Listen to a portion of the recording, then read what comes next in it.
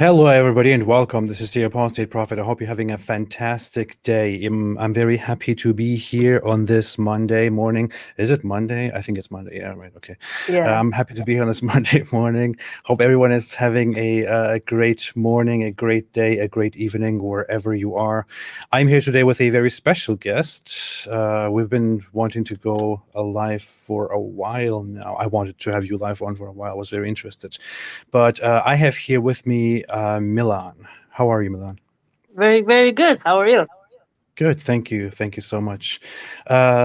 Some are familiar with you. Some who are familiar with my content are familiar with you. You kind of, we had a little bit of a back and forth. We had certain, you were part of certain conflicts that I was engaged in and all that. But for all those who don't know you, for all those who don't know you well enough, how about you can summarize and introduce yourself a little bit? Well, I have a YouTube channel where I dig into history. I do funny videos of like bugs. Well, not necessarily funny, but they're funny to me. And philosophy books. I read Hadiths. I even read some Christian texts. So I just overall nerdy bibliophile channel. Also, I have some like gaming videos up.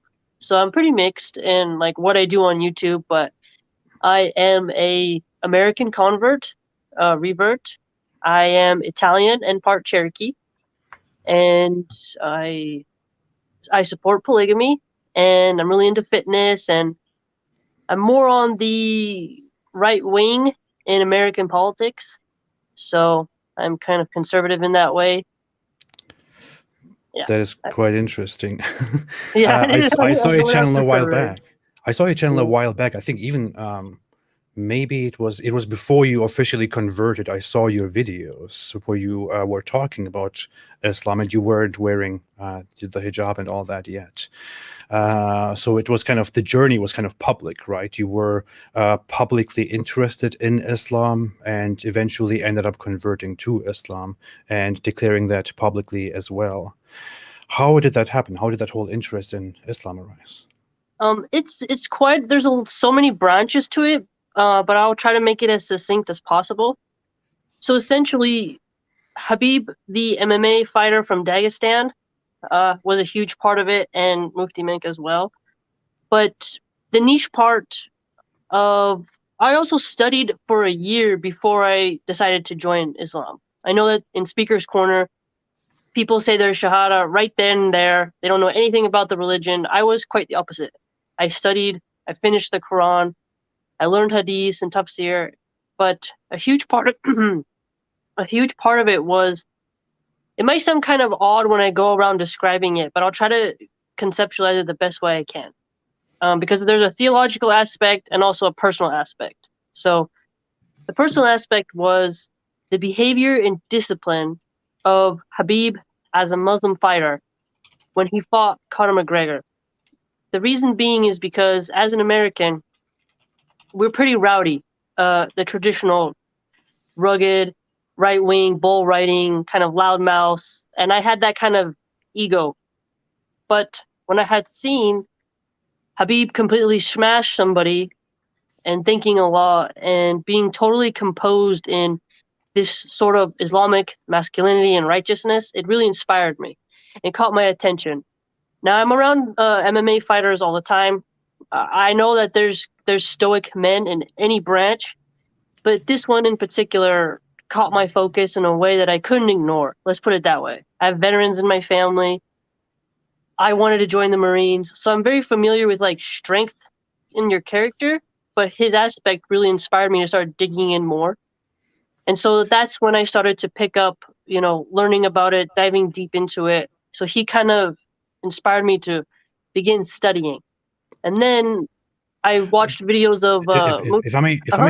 if I may Yeah. interrupt there for a second, couldn't it be that that is more about the individual than about the culture or the religion? Because I mean, if you ask me, I am, I was born in Germany and grew up there. I lived in Yeah. Turkey for a while. I visited several other countries. I'm now in America.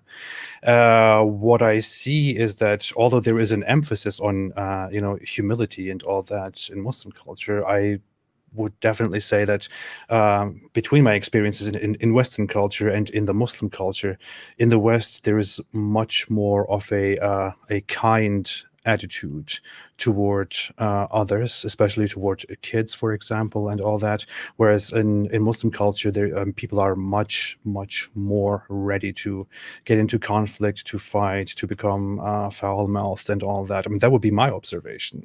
And Interesting.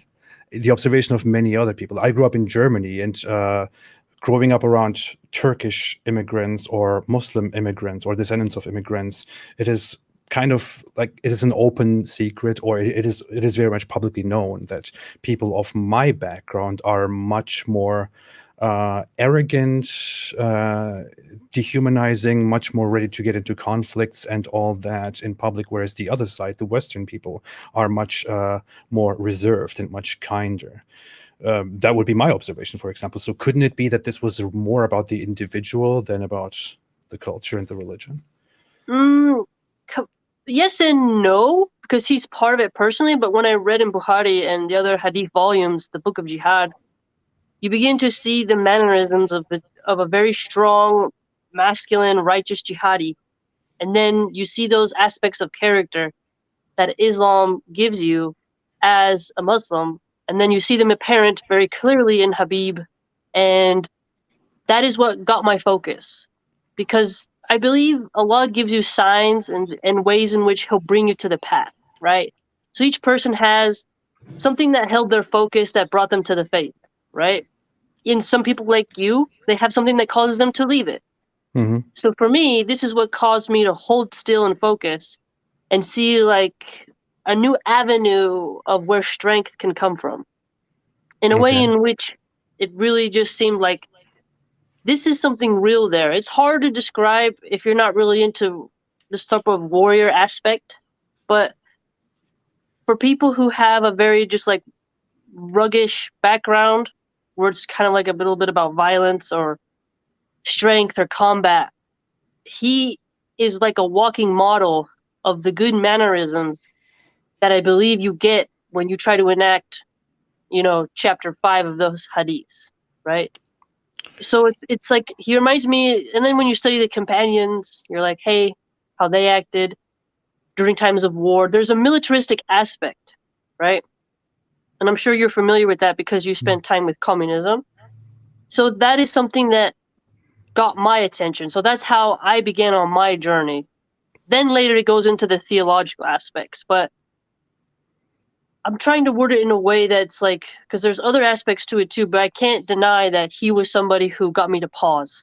What do And you think about the whole dawa scene? I mean, when we talk about kindness and humility and treating each other with respect and all that, I don't want to, or you don't have to respond to this, you don't have to answer this. I don't want to put you on the spot here about that, but I'm sure you are familiar with the attitudes toward each other, the back and forth, the diplomacy that is taking place online between people like me, critics of Islam, and Muslim apologists, well-known ones.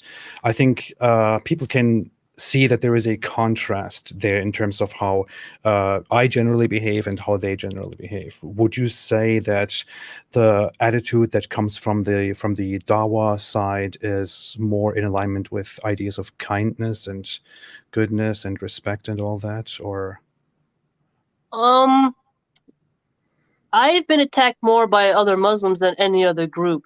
So I wouldn't call the Dawa scene loving and kind.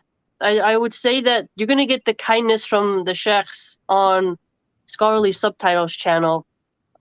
Those clerics, those are like the old man, kind of wise, and Imran Hussein even. Those are the types that you're gonna get the kindness from.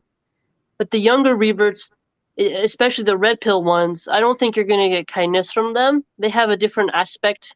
They have a different angle. Their crowd is usually men in their 20s, so they have a different type of energetic, kind of poppy vibe to them. I don't know. There's a lot of smiling, but a lot of deception. So it depends. The They thing that don't I like see me is, very much, so I wouldn't say that yeah. there's too much infighting. The So thing if is, they're not going to be what I kind to see each is, other, they wouldn't be kind to you. Is my point. yeah, yeah. What I see is, there is a pattern in behavior, in a certain way of behaving among Yeah. people in the Dawa scene, for example. I mean, you see it all the time. Like, you have probably witnessed all the attacks that I have had so far. Ironically, people then people say that people call that stooping down to my level, which I find very ironic because I never talk the way these people generally talk to me, for example. But there is a pattern in behavior, in personal abuse, that goes to very great lengths, and a complete absence of kindness, an absence of compassion, an emphasis on dehumanizing the other side, on saying whatever comes to mind to the other side, being deceptive, and so on. And when you have this pattern of behavior among these people, it is hard for me to separate that from that certain ideology which they together defend. It is, to me, quite obvious that if this group, the Muslim apologists, behave in a certain way all the time, and there is almost no exception to that rule, then it probably has something to do with the ideology that holds them together. Wouldn't you? Would you disagree with that? There's cliques most definitely online of how they want to go about handling people who criticize Islam. I would definitely say that there's a bit more anger, but at the same time, I would say that they're very passionate. So when you love something, heat comes out. I get that way too, and I've been trying to work on it. It's hard to have your patience, but Islam does tell us to have patience. And it's hard because even me, I've been rude, you know, to Derek from Myth Vision, and then you look back and you're like, did I have to do that? It's your passion can kind of overwhelm you where you I want understand. complete domination. So it's hard sometimes. That's why I was trying to say how Conor McGregor, I had an attitude like that, and then when I saw Khabib, I realized you can smash somebody without having the kind of rodeo mouth. Mm. That's kind of like how I tie it back into that, and I've had to work on that. And the religion has definitely changed me to be better at that. But it does feel good when you're mean to your enemies. So if they see you as an enemy, which I'm sure they do, um, then they're gonna take joy and get dopamines from trying to humiliate you. So it makes sense in terms of how enemies treat enemies, right? Yeah, So yeah. I mean, yeah, in all honesty, I see that, and I say it too. I said it. I have said it before. I know that these people think they are doing the right thing when they, attack the so-called enemies of Islam, when they call people enemies of Islam, when they, engage in very terrible behavior. I think, I mean, these people think they are doing the right thing, and I cannot hate them for that because they really genuinely think this is what they are supposed to do, or this is what they think they are doing this for a good reason because they feel passionate about their own religion. The issue is, that is exactly the problem. It is not the people. It is the way of thinking, the way of believing, the ideology that makes them act and think in a certain way, which I find very problematic. And I tie that to Islam. But we can get back to that. You were talking about your conversion and about theology. How did that proceed? well, for me, one thing in which I really liked about the theology was the pure form of Islamic monotheism, and then the regulations, obviously, that I have learned in the Hadith, and the way in which polygamy, righteous masculinity, and nurturingness of like being a mother and large families.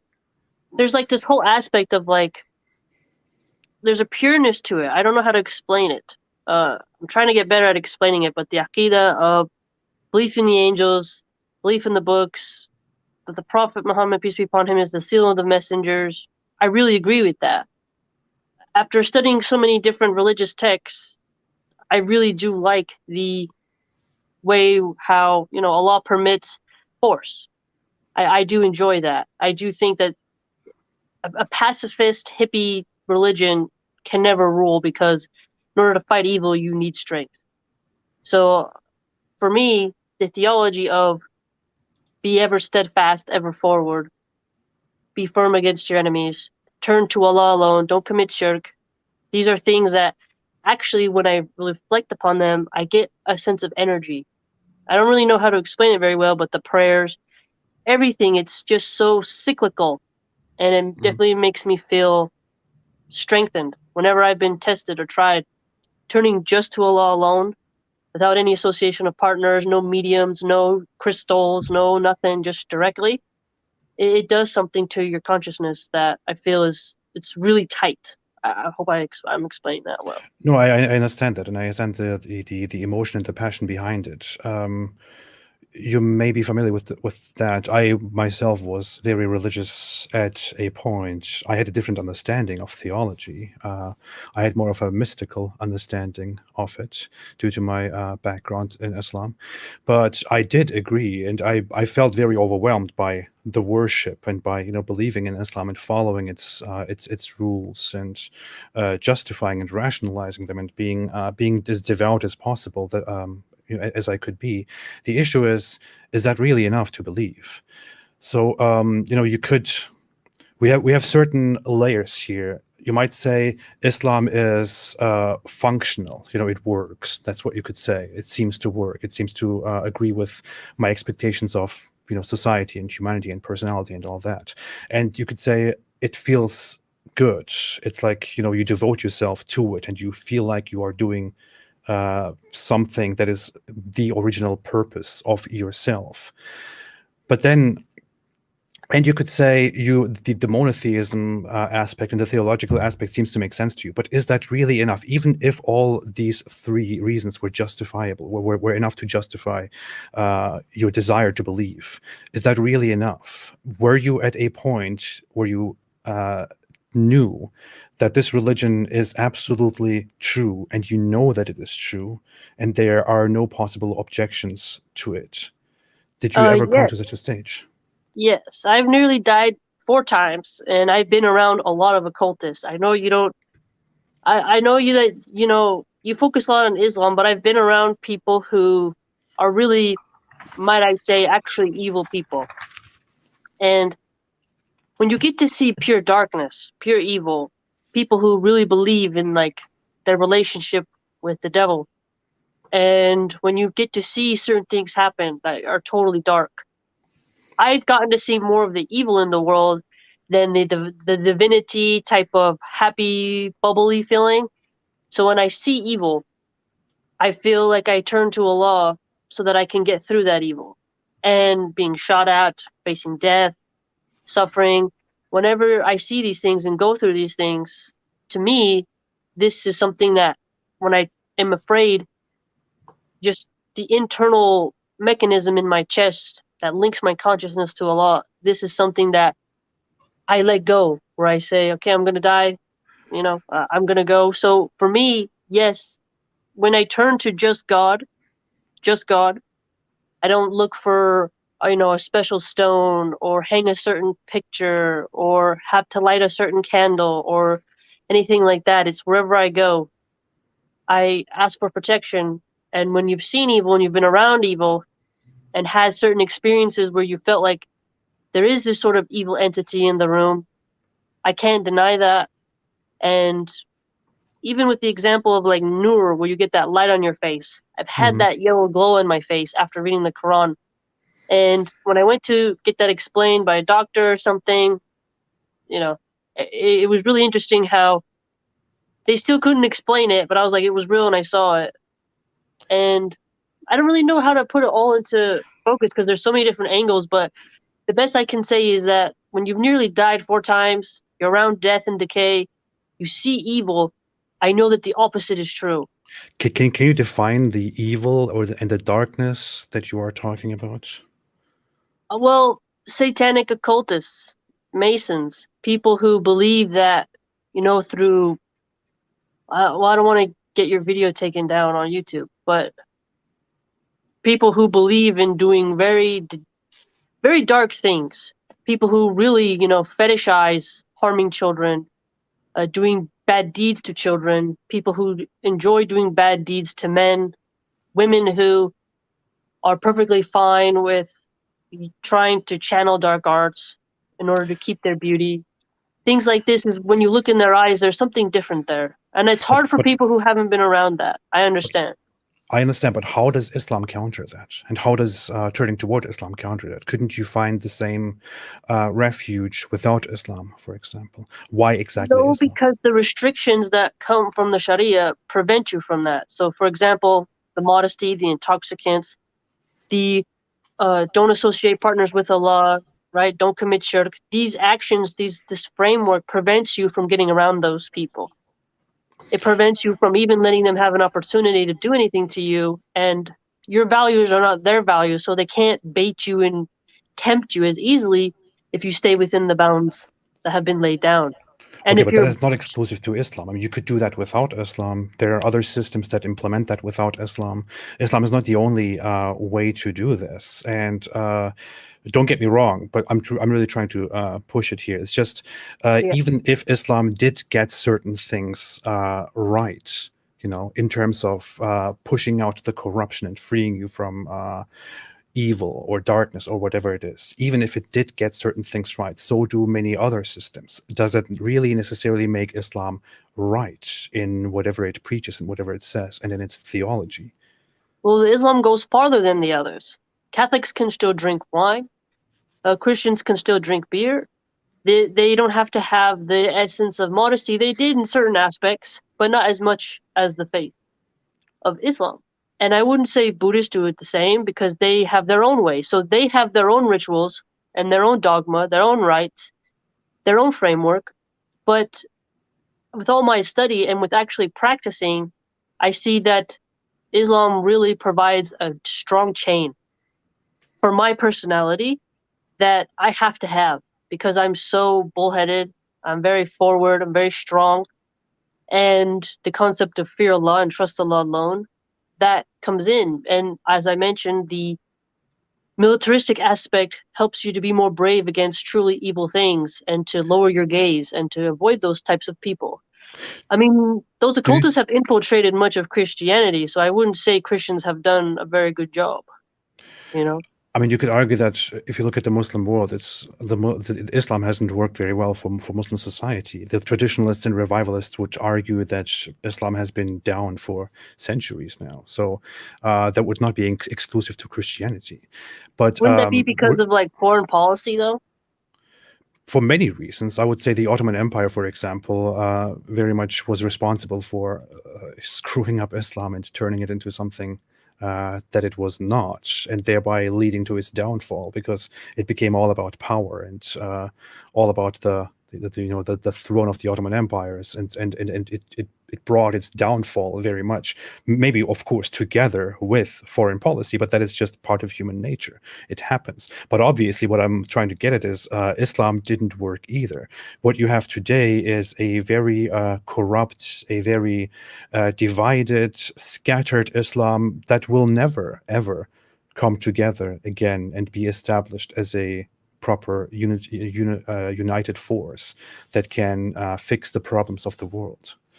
The problems of the world will still be there. I think the distinction comes in, though, is that the rules are there in the Hadith, in the Quran. We just have to follow them. And the raw rules are something that help me to avoid those situations. The behaviors that are compulsory upon me, the way I schedule my life around my prayers, I don't have time to engage in the naughtiness. I have to go outside that realm, Okay. It's very different than Christians who pray different times, and they have even the Jewish people, they have different schedules, right? They have the Sabbath, so it's different. So for me, because I have such a kind of a goat-headed personality, the rules that are always around, if, that's what helps keep me like reins on a horse, something that really holds me back, because so much freedom that you're like, I have to kind of have some type of guideposts. So sure, I'm The issue sure that is Muslims are failing, but for me, I'm saying the text itself, that helps me. But with Christians, they've allowed too much, certain occultists actually within their orders, in their societies. it So seems to me that's that you have this differentiation. dichotomy, this dualism between that evil which you saw or experienced in occultists and other things, and then something that must be a solution to that. And that, in my opinion, would be a very narrow way to view the world, because that is, I mean, those two options are not the only things that are there. For example, me, I am an ex-Muslim. I am an atheist. I know many other people who are ex-Muslims and who are atheists, who are agnostics, who are people of all kinds of different backgrounds. I lived among Muslims, and I have to say, from my experience, my life has been quite pure. If you even look at it from the standards of these, religious perspectives, I haven't been cruel. I haven't done horrible things. I haven't massacred people. I haven't eaten, human offspring and all that. I haven't sexually abused and assaulted people. I didn't do any of these things. I didn't do certain things to animals. And I didn't need Islam for that in order to not do those things. On the contrary, I would say that I know of many Muslims who did do very horrible things, despite the fact that they follow Islam and despite the fact that they are even religious. So in the end, it wasn't Islam wasn't necessary to keep me from doing things that you would consider evil. Just like that, we have many countries, many societies in the world that are free from Islam, but in which crime rates are extremely low, in which certain horrible things do not happen, and so on. So it looks to me like Islam is not necessary. On the contrary, Islam is not really part of the solution here. I think you can still have goodness in the world through different, structures and economic systems and taxations, different jurisdictions, no doubt about it. But I would argue that there are more reasons to things not working out than we tend to realize. Different factions causing political strife, greed, evil in general. Things are going to fail. Every empire rises and falls. It's cyclical. Not everyone gets to be hegemonic forever. America will fall. Britain will fall. Someone else will rise up. It's just how things go since, Tenochtitlan in Mexico, the Mhm. Incas. Everybody has a time where they go, and that's how we see it. I mean, Allah allows empires to rise and fall. So if Allah's allowed Muslims to be weak for now, that's what He's decreed, and we have to work on it. And the best way I can do is to lead by example. So Okay, as far as yeah, I understand, what leads you to the idea that Islam is true is that it works, or that there is some functionalism to it, some functionality to it, that it serves a certain purpose. Is that, am I there's wrong in many, saying many this? more layers. The way in which men behave, the way in which it actually makes me feel like I have a purpose. I'm less afraid of death. The fact that I strive to compete to do good deeds, to be just totally solid and firm within my feet and my soul, to really structure my life heavily with the way I speak, the way I carry myself. There's a whole aspect of like the Reformation that comes inside once you adopt the principles, once you apply the Aqidah, once you contemplate on the Tawheed of Allah, and when you stop committing shirk, when you follow the what you can do and what you can't do. This has really helped me. I mean, Islam has helped me break I used to have a pornography addiction. Islam helped me get rid of that. I used to be way more quick to be violent, to punch someone in the face, to hurt them. Now it's just like, I just let them talk. Now I understand these reforms can come from all different aspects, but what I'm saying is that I truly believe that when I die, I'll stand before Allah and be like, hey, this is what I did. How do you And know that? I guess it would be because I've been so close to death to where I've wanted to die. And I kind of just look at the sky, and I do a lot of self reflection a lot every day. more than most people. And I think the only reason why I'm here is to try to establish Tawheed, do good deeds, take care of my child, but I'm ready to go. And I think your iman is strong when you're excited to meet Allah. Okay, here's the thing.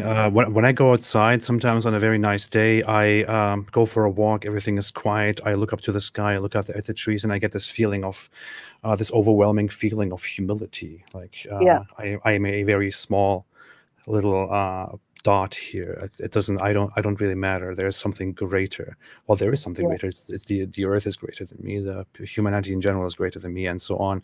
This doesn't necessarily mean that this doesn't necessarily lead to the conclusion that Islam is true. However, it could be that I am simply escaping to the focus of on myself and my responsibilities, and focusing on something else outside of me, which in return gives me peace, because I'm taking a break from all the hassle and all the stress and whatever it is that we have in the world.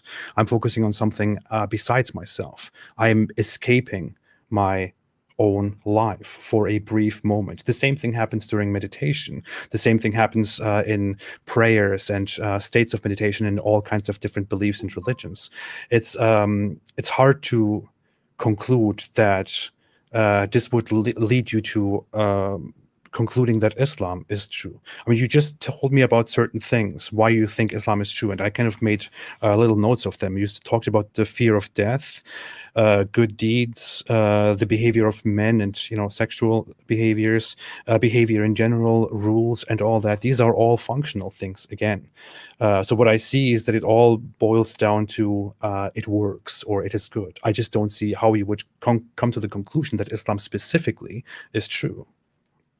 Is there another angle you want to go deeper? Because I can definitely answer that. Like maybe you can lead to what you're trying to ask. You could. Here's the thing. Here's my point. Yeah. You could say there is a greater power, and that could be anything. That could be a God who doesn't care about us. It could be the Christian God. It could be something else. It could be a God that is experimenting. It could be no God at all, but just your perception, and so on. So, feelings or the functionalism is not necessarily, I would say, is not even remotely reason enough to conclude that Islam is true. How do you conclude theologically that Islam is true? So, when I read the Quran and I contemplate on it and I look at it and I really reflect upon what is the message here, what am I trying to get through it, and I apply it, you can extract a lot of different types of wisdom from it that will work if you adhere to it. If you look at the Hadiths, the amount of knowledge I gain from them, even the weak ones, is still very powerful to the point where it reforms your behavior and your knowledge of the religion becomes more encompassing. And when you get around the scholars, the ones who are very mellow and wise, you begin to see a different type of energy, the way in which Islam reforms people into a cohesive unit and allows them to recognize their purpose on earth. So it has helped me theologically in the terms of who is the devil? Well, Iblis is someone who wants something, a jinn, who wants to destroy us. How does that happen? Has a long resume of creating vice, malice, wedges between families, certain aspects of that theologically of what is evil in Islam and what is good in Islam, what are the ethics. These are things I value. So the strength part, I know you have a problem with, I understand. But for me, I do admire now the authoritarian streak within it. Okay, but do you need Islam for that? Here's an example. I meditate, for example, or I meditate with somebody else, and when I sit down and confine myself to that state, and take my mind off things, and then maybe come to focusing on all the stuff that I think should be improved in my life, then I come to certain conclusions that seem to me quite self-evident in the moment, because something is causing suffering in my life, and I can prevent that by going on better about it in a different way. Maybe I should focus on that. I should calm down. I should breathe, and so on. And I feel this deep purpose inside me. I feel this deep fulfillment and connection to others who are there with me, and appreciate that. And I wish others could follow the same thing. So we could say that I am basically describing the same feeling that you are describing. I think you enter into this sphere, whereas I feel like I'm talking to Allah, right? How When do I you know used to that? meditate in Buddhism, I felt like you're entering into this whole atmosphere of like nirvana. You're connecting, you're clearing your mind. The guided meditation, when I used to do it, was a different type of sphere for your consciousness and what came into your mind. Whereas I feel like I'm directly not in front of God, but right there, and I'm saying words to Allah. Whereas when I'm meditating, they're not necessarily being focused to a being of beings in a sense. So the Would you say distinction that there is a little less potent when I used to meditate on my own amongst, because in California there's a big yoga crowd, big meditation crowd, lots of Buddhists. So it's quite different than when I could be alone and I feel like I'm talking directly to Allah. And it just has a more tightrope feeling that it's a little bit different to Would you say explain. that you believe that Islam is true, or would you say that you know that Islam is true? Well, I would die for it, so it must means I know and believe it. It's both. If someone's going to behead me and say, give up Islam or I'm going to chop your head off, and I'd be like, I guess I'm going to have my head chopped off. But you could So still, I guess I that's could how still you agree to that, describe it. even if you believe it. I mean, you could still die for it, even if you believe it. You just have to be passionate about it. So would you say, I mean, knowing and believing, there is a difference, in my opinion. If you know that something is true, then you would have to be able to demonstrate that it is indeed true. What I see you do so far is you present certain reasons, certain premises, which lead you to the final thought, okay, this makes sense, this works, or this, there is some connection or something. And then we are left to conclude that this may explain the idea that Islam is true. But do you know that Islam is true? Well, I think the honest way you would put it, we'll all see when we die, right? We'll all Okay. see when we die. And for me, I can say, I know and believe it because Allah has revealed science to me and allowed me to come into the fold.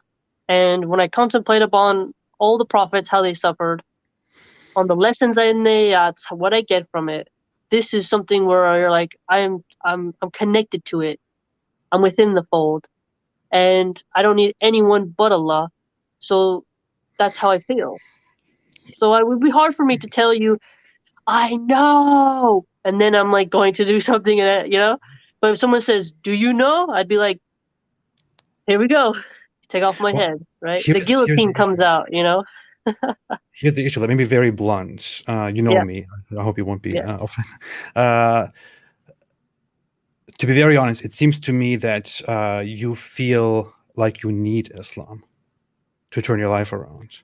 You feel like you need Islam. You depend on Islam. Without Islam, you wouldn't, your life wouldn't work, or you wouldn't find sense. You wouldn't find guidance. You need Islam, which is why you believe in Islam, which is why you My, follow Islam. That's what it what's appears to me like. interesting, very good point. What's interesting is in Jahiliyyah, as you know, they call it. I wasn't necessarily doing bad things. I mean, early in my other younger years, maybe, but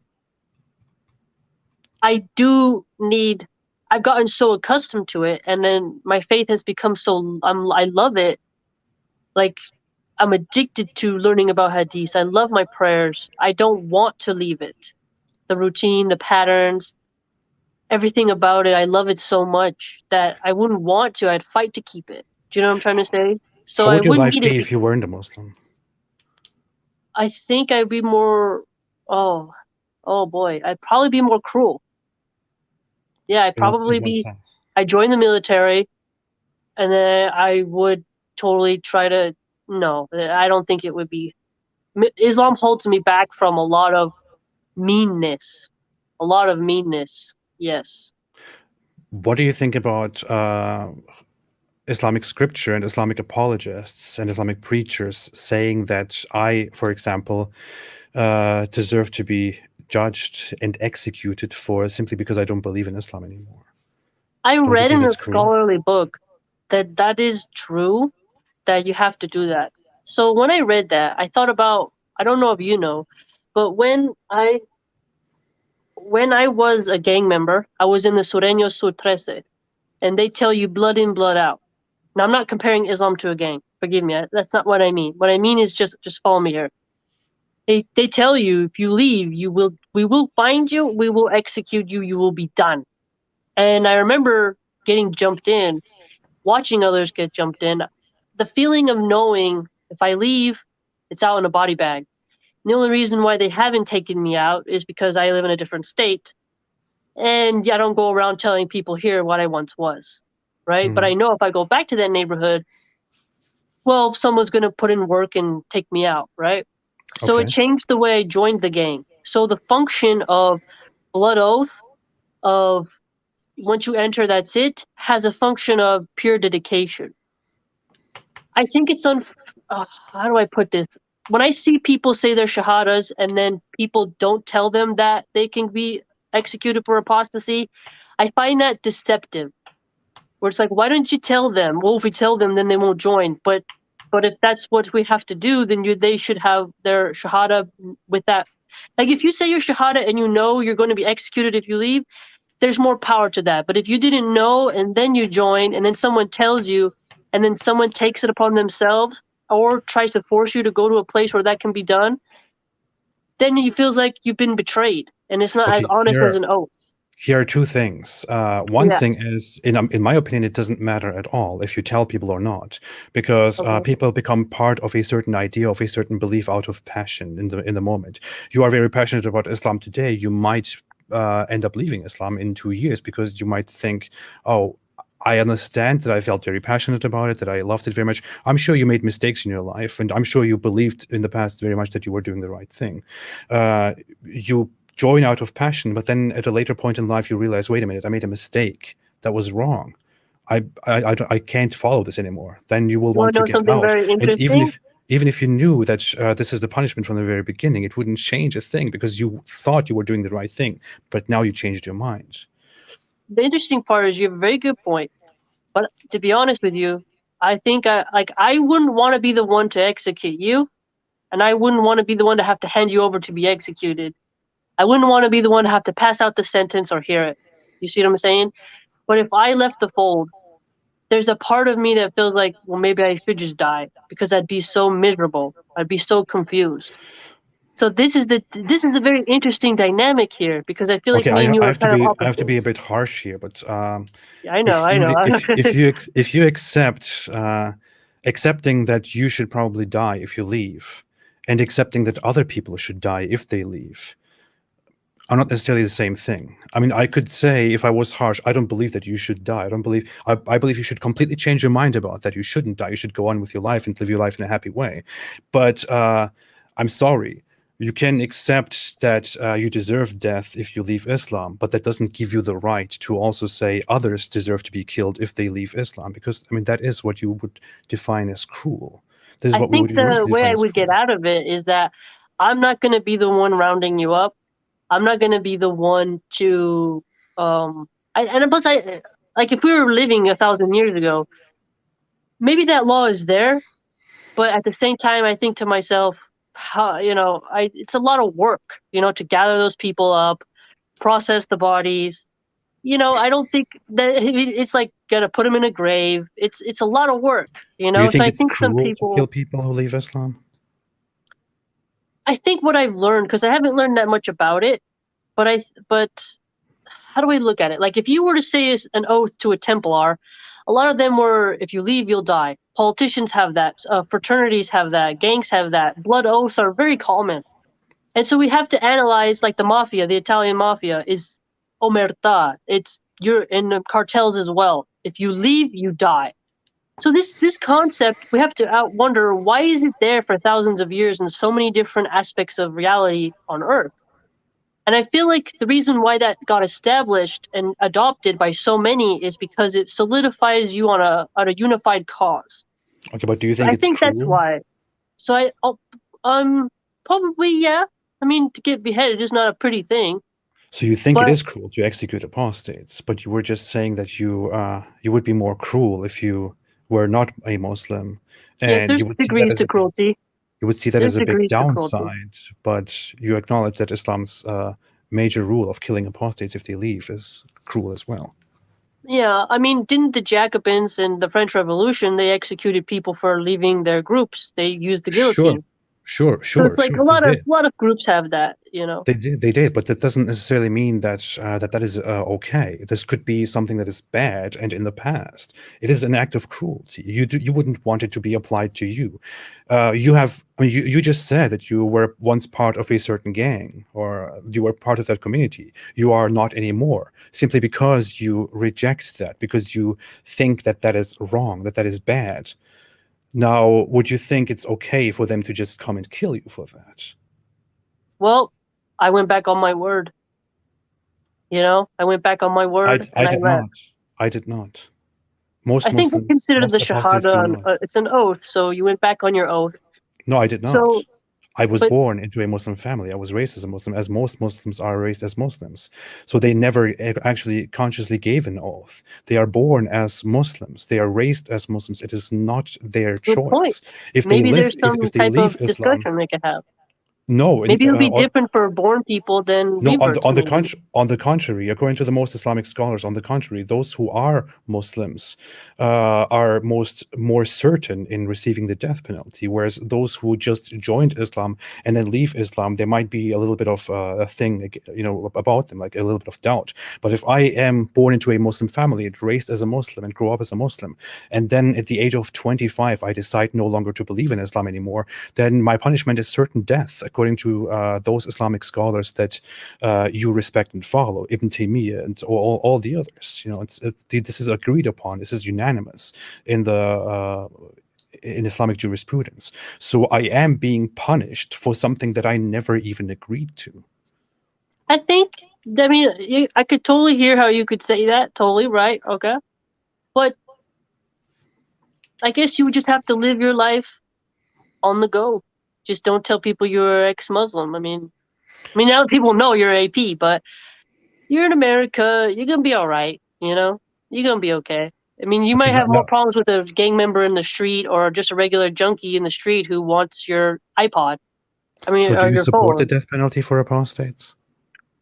I don't really have a choice. You know, I don't really have like nobody's gonna listen to me. You know, so it's like like I But I said, think it I wouldn't be the matters. one to gather you up, and maybe there'll be a way you can pay your way out. Who knows? But I know that if I was like in time of war, and because remember, this is kind of nerdy, but follow me here.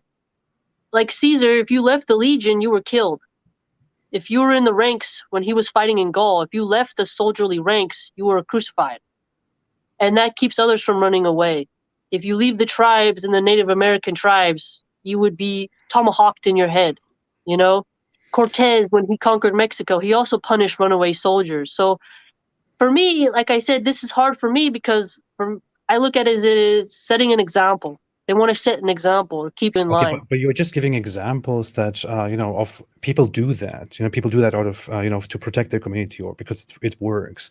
But it doesn't have to Yeah. be that way. I mean, just because people have done that, just because that was a thing, that doesn't mean it is necessarily a good thing. And we obviously see nowadays you can change your mind about things. Humans are fickle. We are by nature meant to be very curious, meant to have great changes of mind.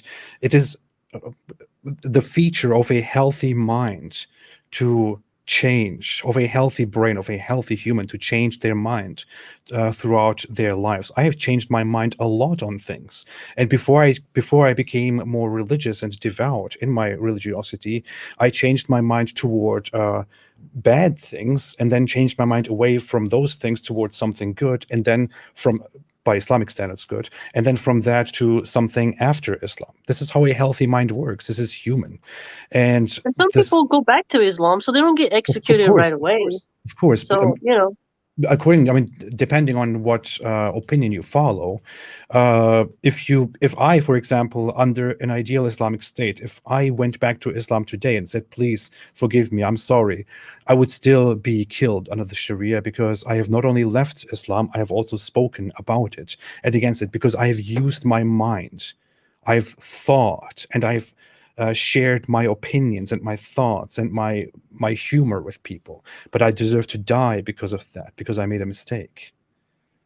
I think that you're definitely in a predicament, right? You're definitely in a no-win situation as an apostate. I understand that nothing I can say can ever make you feel like you deserve to be punished. I But understand do you that. support that? That's just what I'm curious about. When you say support, like we can't take a vote on to be like, hey, should we just let them go, right? If there was a vote, I'd be like, hey, let's just vote. They can go. We can have debates on YouTube, right? And stuff like that. But if I was like in the military, right, or I'm the leader of a country, and I want to be more authoritarian, I could do that, right? But that's just my authoritarian side. So you do But support it. And long story short, uh, I don't know. I feel like I don't want to. Like if I didn't like if it's harder if I know the person. Like if I know you, I'm gonna feel bad. But would I be in the center watching it be done? Maybe, yeah. And I'd be like, I don't know the person, so it doesn't really click. But if I know the person, man, I'm like, it oh, that sounds to me sucks. like you don't really like the rule, but you just have to accept it. I haven't really I have to really go deep on it because I support the death penalty, capital punishment. I support I wish we could bring back torture in certain prisons for certain horrible crimes. The electric chair, firing squad. Definitely wish we could bring that back in America instead of giving certain criminals life in prison with food and water. So I have a darker, meaner aspect, but for me, you're just a regular person, so it's a little bit different. I don't know. I don't really know how to word it yet because I have to learn more about it from what's the reasoning. And I haven't got to hear what's the reasoning because generals and leaders they have different reasoning than the common folk. The So issue is reasoning is just made up by people, because when you look at the scripture or at the texts that we have, the fundamentals, you see that Muhammad simply says, "Those who leave their religion, kill them. That's it." Or he says, "The blood of a Muslim is only justified in three cases: retaliation, adultery, and leaving Islam." That's what he says. And then it is up to the Muslim scholars, and the apologists, those with opinions, to explain why this makes sense. And you could just as well come here and explain why you think it makes sense. The issue is the ruling is there. The explanation of the ruling is merely something that you make up in order to justify that certain ruling. And there is an unlimited amount of justifications that you could come up with because you are a human and you are intelligent. yeah, So I mean what that's you are how doing is law works, basically, though. Is there's a law, and then you go about how does this work? Why is it this? I mean that's what I, you I, pretty much do. I wouldn't say that's the law, how the law works. I wouldn't say that's how ideal laws work. I mean, we make laws nowadays because we think about certain things. We decide they are right or wrong based on their, outcome and the implications of it, and so on. And we come together and decide, okay, look, this makes sense. This works. We should make this a law. In Islam, we don't have that. In Islam, you have the law. No reason is given to you. You are supposed to accept the law as it is. You cannot reject it, otherwise you are an apostate. And then you are supposed to sit down and simply explain why this law is true. You have no choice, as you said yourself. I mean, but they don't present a reason to you. But I'm sure some people do. Like, oh, they would cause dissension. We want to set an example. I mean, that's why I keep saying is that throughout history, kings, generals, all types of civilizations had their reasonings on why they would punish certain people in such ways for leaving the group. So I Okay. understand there's no win for you. I mean, there's nothing I can do. You can't help me if a gang member comes and takes me out. So it's like we can support it, yes or no, but there's crazy people in the world who are gonna do it, but no one can take it upon their own hands you have to go through a court process. But you're in Okay. America, so it's not really you're not you're not gonna get deported. So it's like you're fine. You're just hanging out. Yeah, but we are talking about an ideal Islamic state and what Islam actually is, because we came to it. You said you would be cruel if you weren't a Muslim, and coming back to that, what else? If you weren't a Muslim, how would your life be? I wouldn't have any sense of purpose. I don't think I would have the sense of why am I here. I would probably do less good deeds.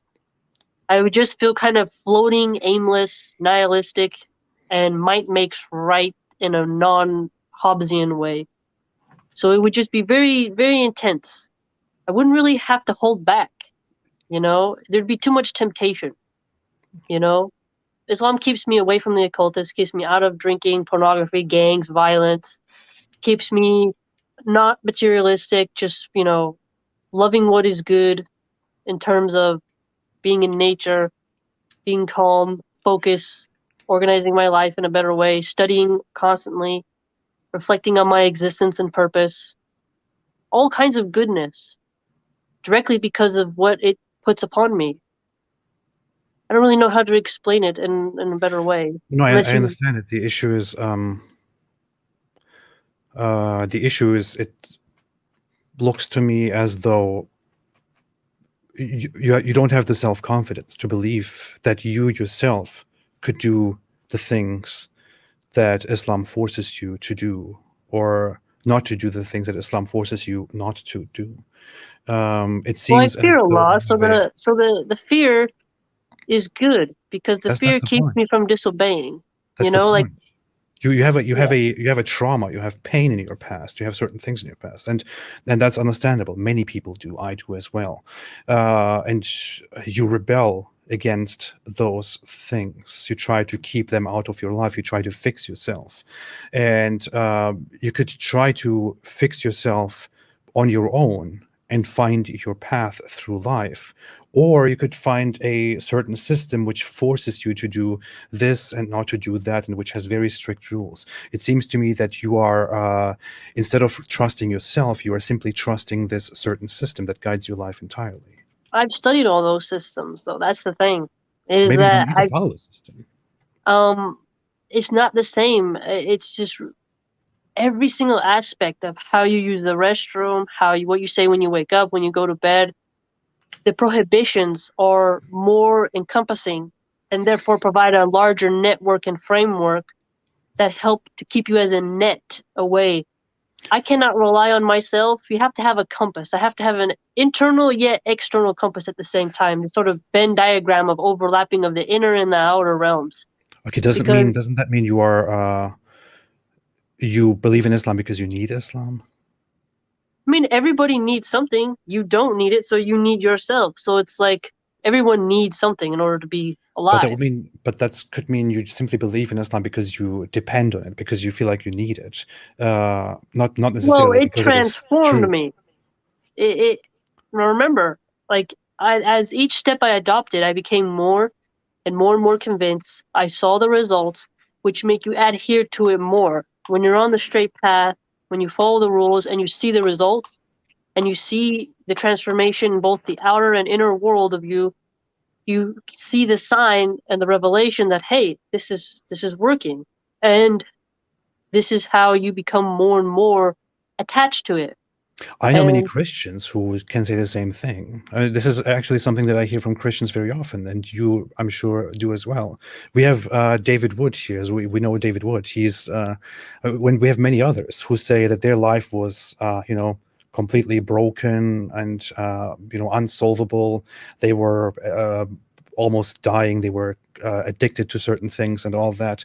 But then they found Christianity and their life completely turned around, and they have become better people and have ever since lived their life in such a peaceful way, with purpose, without violence, without addictions and all that. They could say the same thing.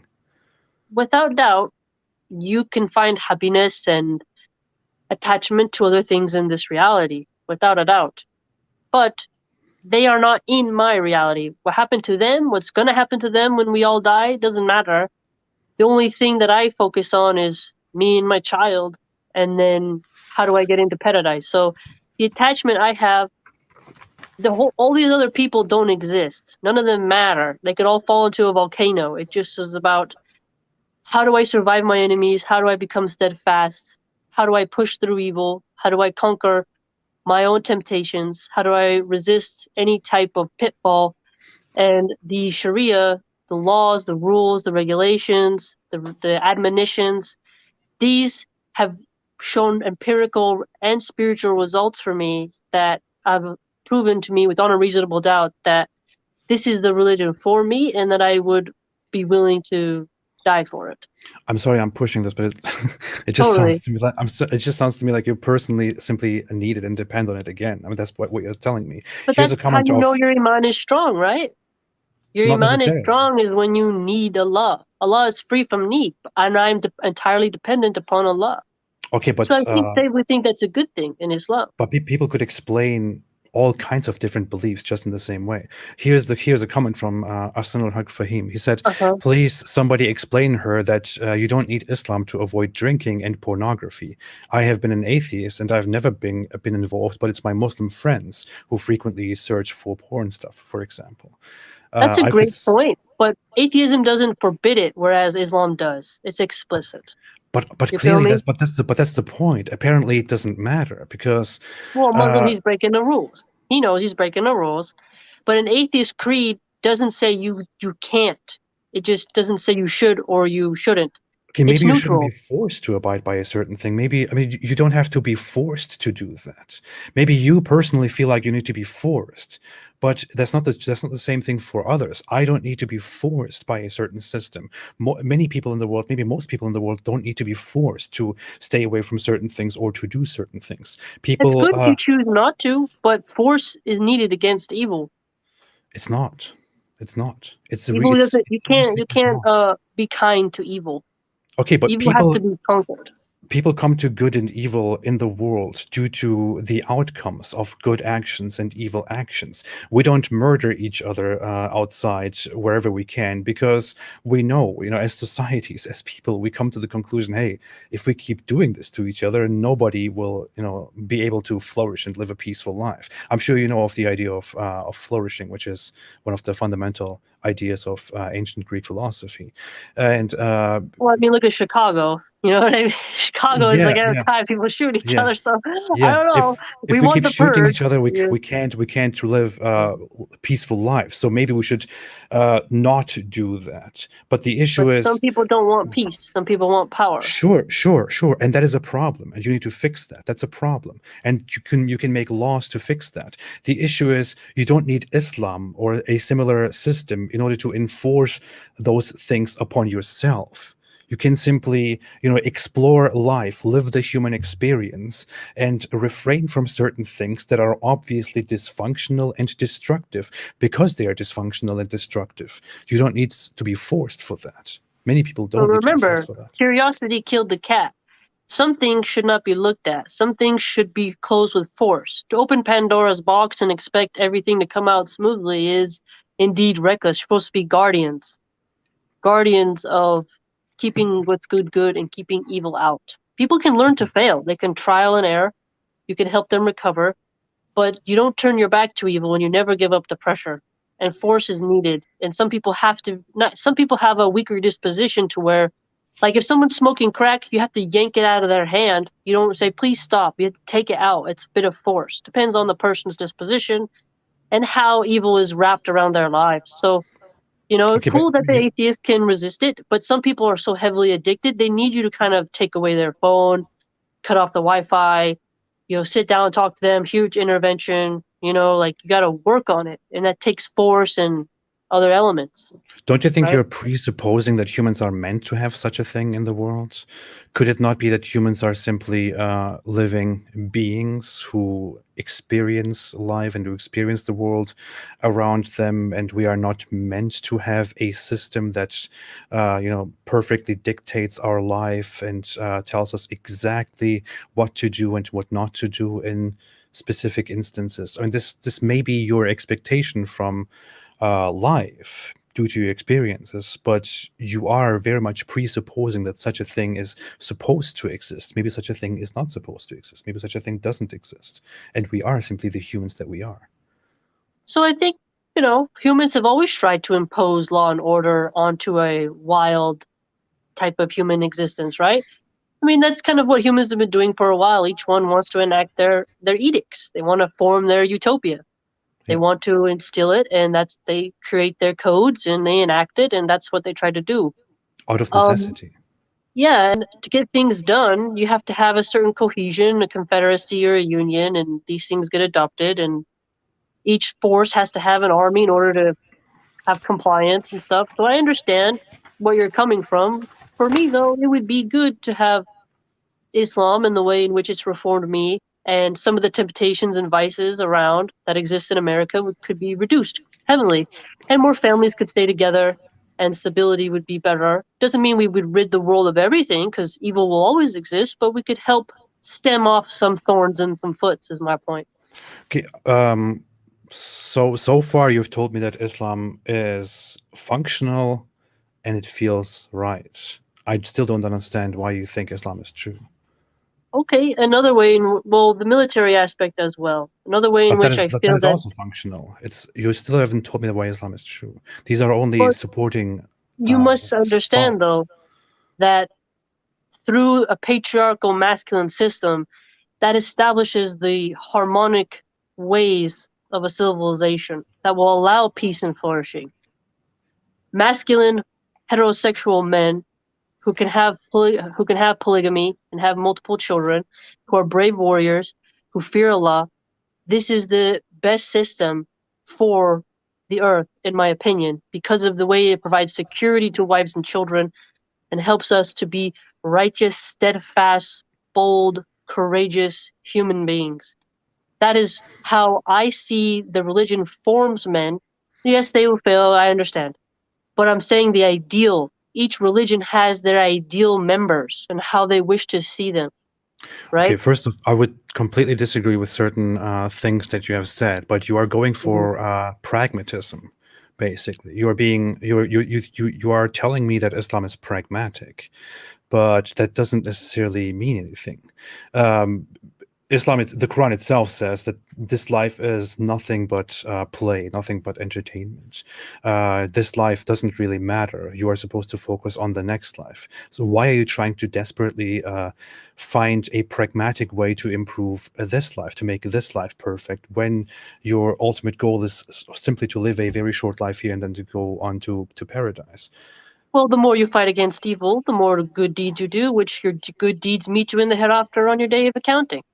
So that's why you have to go around the earth, fighting your battles that you can fight verbally, mentally, maybe getting a water filter in certain areas, just doing as many good things as you can.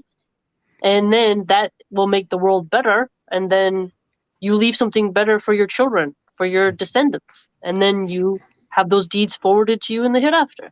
You That's talked why. earlier about doing certain things with children. Do you think I'm going to jump right into it, but do you think child marriage, like a 50-something-year-old guy marrying a 6-year-old child, is good for humanity? The way I learned about this is, I'll say something personal. My grandmother, my mother, and me, we were all molested. So this was a very dark topic to discuss. The way I look at it is, I would never allow my daughter, ever, to marry anyone older like that. And the way I see it is, the parents will decide what happens to their child. That it's not compulsory. It's not compulsory for you to allow that. And if it's the end of the world and there's no other way for humanity to go forward and my child is there, maybe that'd be the only situation where I as a parent would allow that. Okay, I'm very sorry. I'm sorry for what you And experienced. I know you're gonna say, like, okay, but the Prophet Muhammad, peace be upon him, did that. We're not allowed to criticize him in that way. And who knows why Allah allowed it. And I've heard all kinds of arguments. I read a book on her. She was, pretty wise lady, pretty cool. But for me and my daughter, I wouldn't, if anyone even asked, they would be executed by me. I don't agree. No one can touch my daughter. No one can ask for my daughter. No. And this is something that there's a So lot of you fighting went through about it something in the that is Muslim bad. community. You went through something that is bad, and I feel very sorry about it. And you want to protect your daughter, your child, from going through something similar. And you are talking about preventing evil in the world. But at the same time, you are advocating for a system in which parents are allowed to give off their children without age restrictions to older men in marriage. So you are advocating for a system and allowing for a system in which parents are allowed to give their children away in a situation where they would be abused in such a way that you yourself cannot stomach it, and you wouldn't allow it for your own children. In Farid's words, it's not rape when the parents allow it, because But there's remember, parental consent. atheism as a whole doesn't disavow that either, or liberalism for It that doesn't have matter. to be. Atheism doesn't have any rules. But the issue is, with atheism, for example, I can sit down here and I can find my way and weigh the pros and cons and see what is healthy and what is unhealthy and all that.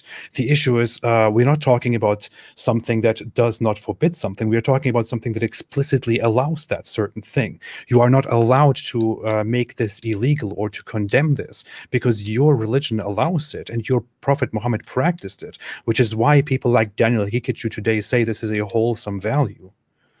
I think what I've learned about it from anthropologists is that it was a different time period, and if you're not too many people around, um, you're poor, resources are low, you have this option, but it's not forced upon you. You don't have to if you don't want to allow it.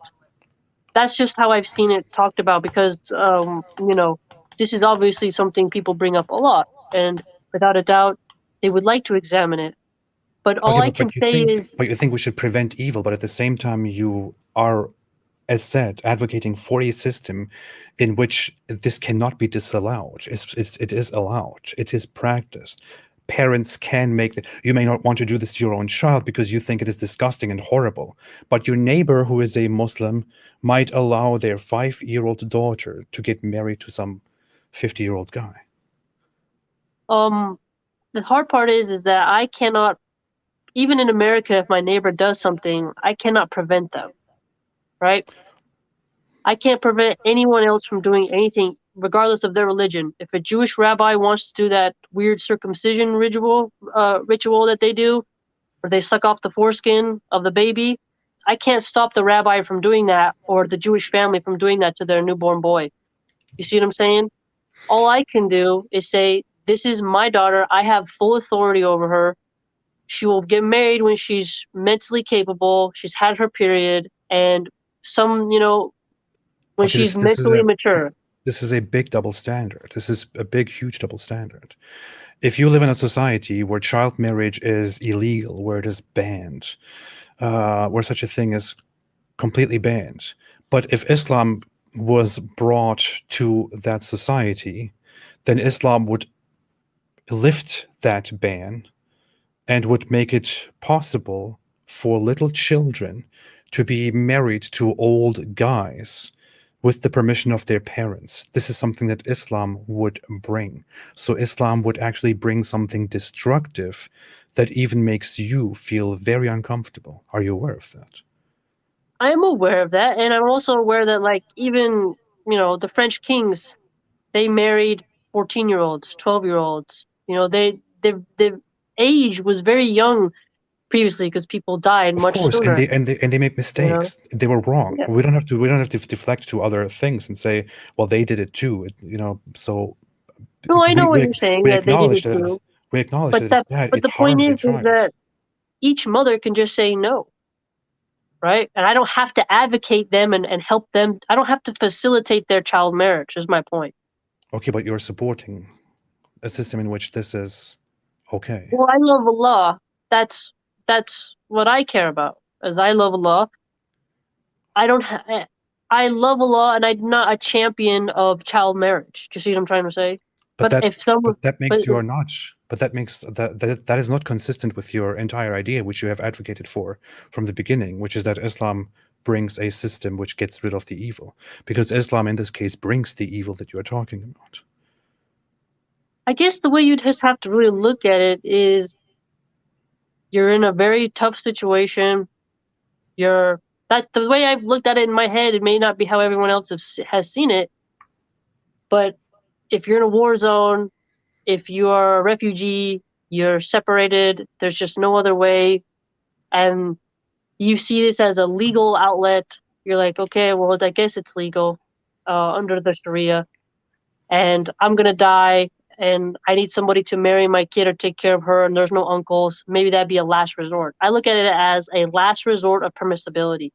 That's how Just you look because at it. Abu Bakr, but I have to learn more about it though too, is because just because Abu Bakr as-Siddiq allowed his daughter, and Aisha became this really important figure in Islam, even though I know she's not liked by Shias, I don't think that then means that everyone else has to. I guess it just means that it's a possibility, but I think mothers can also just get their sons married to different women. You see what I'm No, saying? no, the issue is whether they have to or don't have to. It's completely besides the point.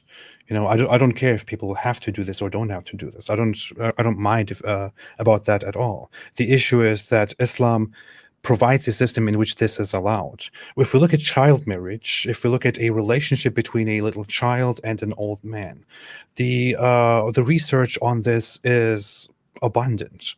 It is harmful to a little child. It is psychologically harmful. It is physically harmful. It harms the reproductive system of a child. It is harmful in so many different ways. It is destructive. A child is not ready until a very late age to handle such a thing. But you would advocate for a system in which this is allowed. So the system that you are bringing would be harmful, really harmful, objectively harmful in this case, to the child, to the individual. Now imagine this: you advocate for Islam, Islam comes to your place, to your neighborhood, Islam is implemented, and around you are two families. They both have little children, little daughters, and you really like those little daughters, those little children, and those people, those neighbors, decide that it is their right to marry those little children to 60-year-old men, and they are allowed to do that. How would you feel about that?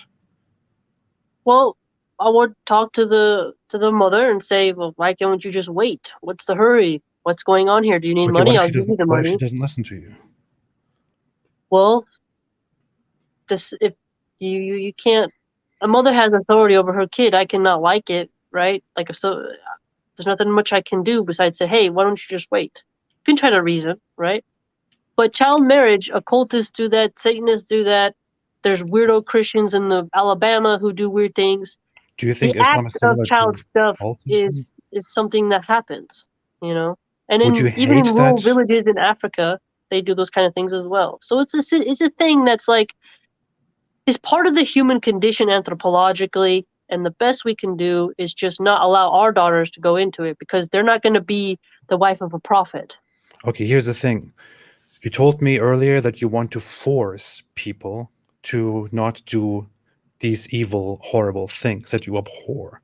And you said Hmm. we need force. Force is absolutely necessary. So you want to force people to not do certain things, to not do certain things to others, not do certain things to themselves. You absolutely abhor child marriage, but in this case, you don't want to force people not to do child marriage because you think, well, if they want to do this evil, if they want to do something destructive and abusive to a little child, there's nothing we can do. It's just they will just do it anyway. So do you I now would try believe to in adopt forcing the people or do you child. not? Well, the hard part is that you're not allowed. Some people want to hurt you if you criticize that in any way.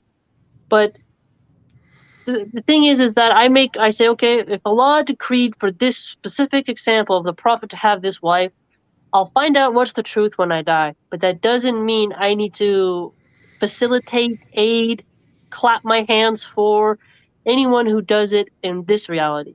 Because it doesn't say I have to do that. So I can advise mothers, um, why don't you just wait? What if I adopt your child? What if, I give you money, then you can have food, you don't have to sell your daughter.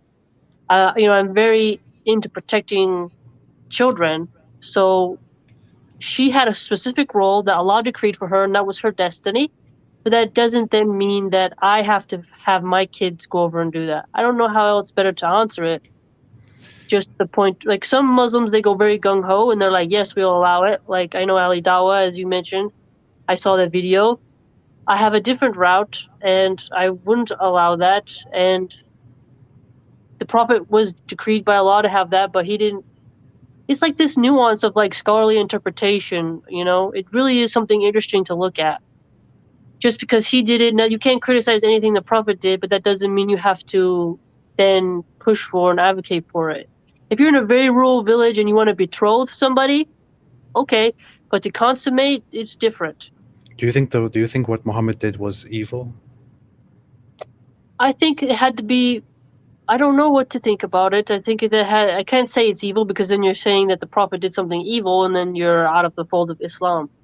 But do But you I think would it is say evil that to marry a little child? I would wonder why Abu Bakr did that. You'd have to ask the father. That's why you say wait till we die, right? That's how I look at it. Like, I read a book about her. She was a fantastic lady. You know, she was a hero. She saw so much. She wrote down all these hadiths. So she's like the mother of believers. So she has like this huge respect for her, and you learn to love her, and you're like, you know, I don't look at Aisha just as a child bride. You see what I'm trying to say? I say, The oh, issue that is happened, you know? the issue is people can look back at you Yeah. and say, look, she was amazing. She studied a lot. She read a lot. She thought a lot, and she gave us all these wonderful ideas. She made people think and all that. That doesn't negate the fact that in the past you were abused, and that doesn't mean that the certain abuse that was inflicted upon you can thereby be simply, dismissed or downplayed. It is evil. It is very hurtful. It is something that you suffered from that still means a lot to you, that still is a pain upon you which you feel. So you understand what I mean? And even if Yeah. she did live a good life, and even if she did contribute to something, that doesn't negate the fact that she may have gone through abuse at a part in her life that she didn't have to go through. True, right? But I tend not to look at people as victims. I tend to say, that happened to you, Allah decreed it, move forward. Because there's victim culture now that wallow in their past. I try to look beyond it. You know, okay, that happened to you, but don't let that be you. That Okay, but that happened, doesn't go mean that the thing forward. that happened is not a bad thing, right? True, exactly. But maybe Allah has his reasons that are above my head. You know, like a crab will eat its babies. There's so many weird things in nature where you're like, huh, this planet is pretty weird. You know, this planet is pretty intense. A pig will eat its own baby. Like, you know, you're like, what's going on here? This planet is pretty rough, you know? So it's like, well, test and trial, everyone has their burden. Everyone has their trial. And the best I can do is protect my own. I'm sorry, Milan. The thing is, I'm stuck on this point, and I pushed you Yeah. quite a bit. Maybe not even enough. I don't know, but I think your inability to answer this question properly comes from the fact that you are falling in hypocrisy and having double standards on this issue. I think you could We say that. Yeah, that I have a double standard where I would allow the Prophet to do it, but I wouldn't allow my own daughter to do it. Is that your point? No, I would say you know that this is bad, that this is evil. You yourself do not want to allow such a thing, but you also see that you are not allowed to say that this is bad, this is evil, that must be rejected. You know that you cannot say this, Mhm. so you contradict yourself in this and say, well, I can't really answer this question properly. Well, the thing is, this is that we have in Bukhari that hadith, right? So I think to myself, they didn't really keep track of birthdays that much. What is time? Okay, he did this. I gotta trust Bukhari that it was that age, but I can't throw out the whole religion because of that. I just can't because it's like a very tight hold on me that I love so much. Do you see what I'm trying to say? I So do. yes, I'm sure like there is an internal conflict, and I think so many Muslims struggle with this.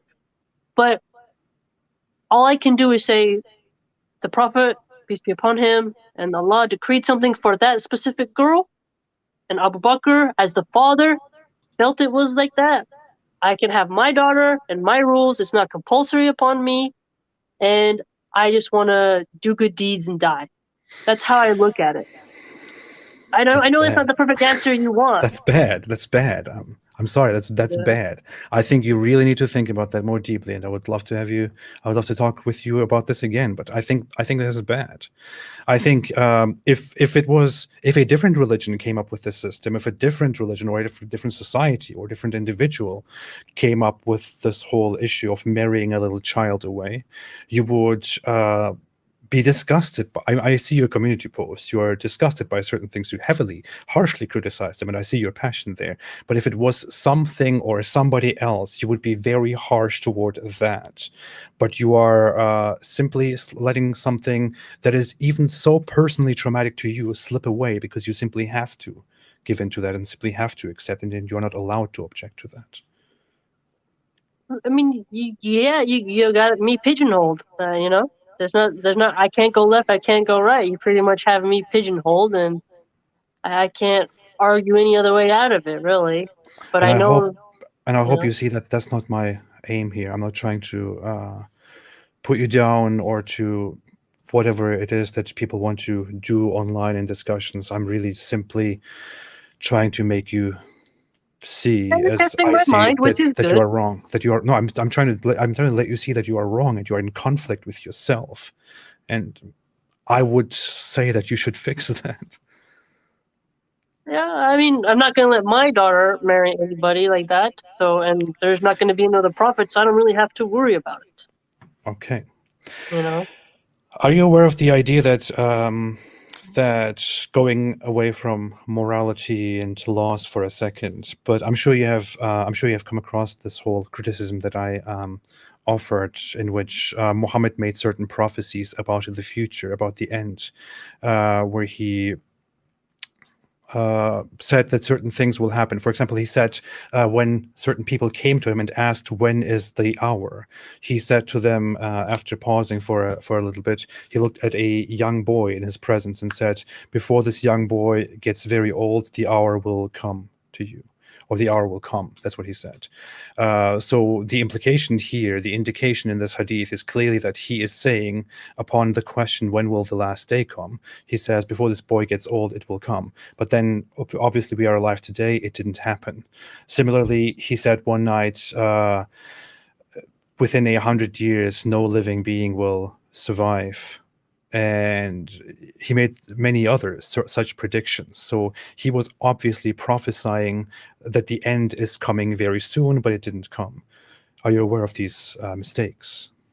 I've heard of these hadiths, but I often wonder, what does he exactly mean, as in intervals of time? That a certain time frame will begin, a certain interval of time. This is something very niche and nerdy that I think the scholars of hadith would dig into. That prophecy subject that I've heard you mention before is not my area of expertise. I've read those hadiths, but I have not contemplated about those things in particular. So I can't really help you in that area, unfortunately. But if you knew that Muhammad did make certain prophecies, which seem to be false, would this be a problem to you? I would have to ask, like I said, a scholar who is going to explain to me what the context is. You know, even though I know it's very clear as you put it, um, I don't know. I'd have to what's the chain? What is the point? Does it have another meaning? What is it all about? You know what I'm trying to say? The issue is obviously the Muslim apologists will try to say, well, it was actually referring to their death or something else. But I mean, what do you understand if you simply read this here? I can read it for you. Anas bin Malik reported that a person asked Allah's apostle, when would the last hour come? Thereupon Allah's messenger kept quiet for a while, then looked at a young boy in his presence belonging to the tribe of Azd Shanur, and he said, if this boy lives, he would not grow very old till the last hour would come to you. The to you is not here, by the way, they just added that. Anas said this young boy was of our age during those days. This is a hadith that is confirmed by in more instances than just this one. What do you think about this? Well, essentially, the hour can come as, how long is that of time period? Are we talking eons? Are we talking decades? Some things can begin when a certain person is there and certain events can unfold in a way in which you will see, hey, this is a slippery slope. This is where we're headed. The path has begun. There is no turning back. That's how I would take something like that. As in, when this a certain event happens, this is when everything will start to unfold how it is supposed to unfold over the span of time. Not that it will cumulatively end at that particular time, but that's semantics of language, right?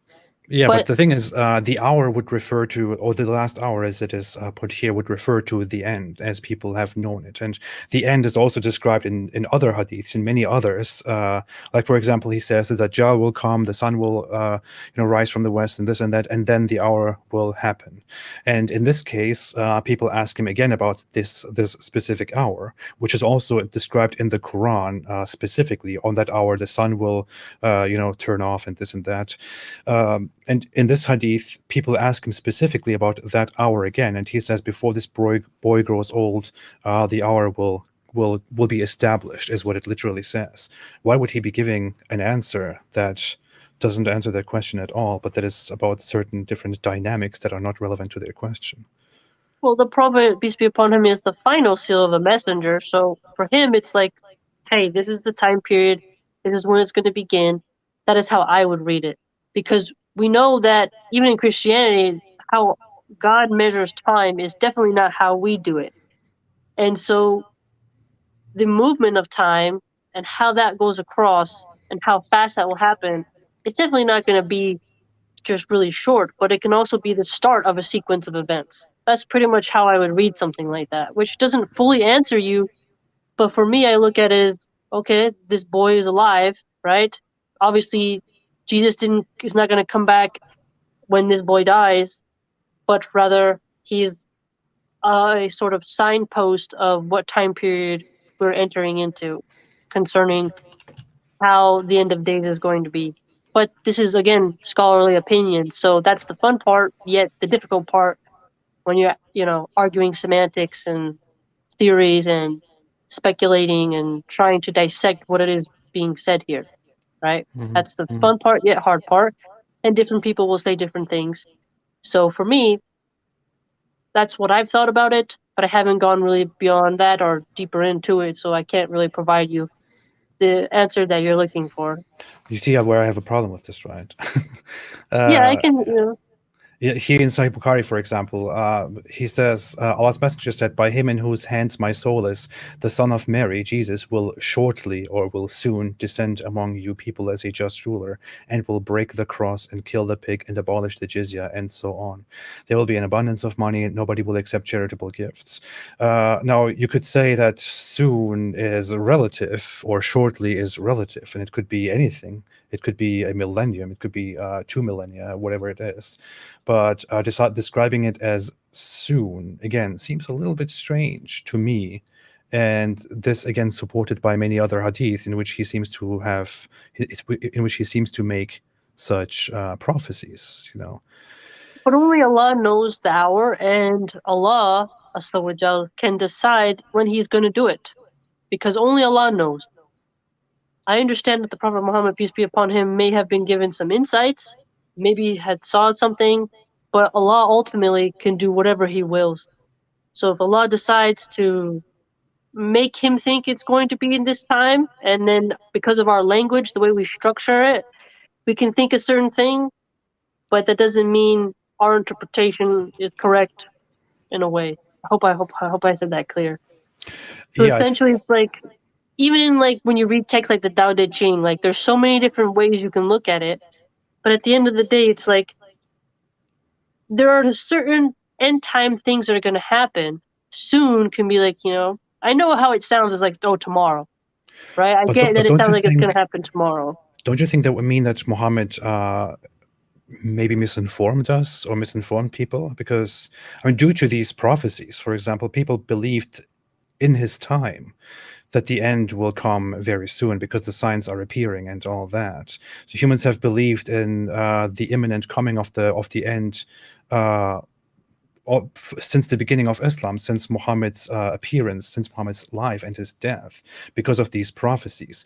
It would appear then in this case that Muhammad misinformed us, that he gave us information that doesn't exactly add up, that is not entirely correct. But he is supposed to be the inspired, perfect prophet of Allah.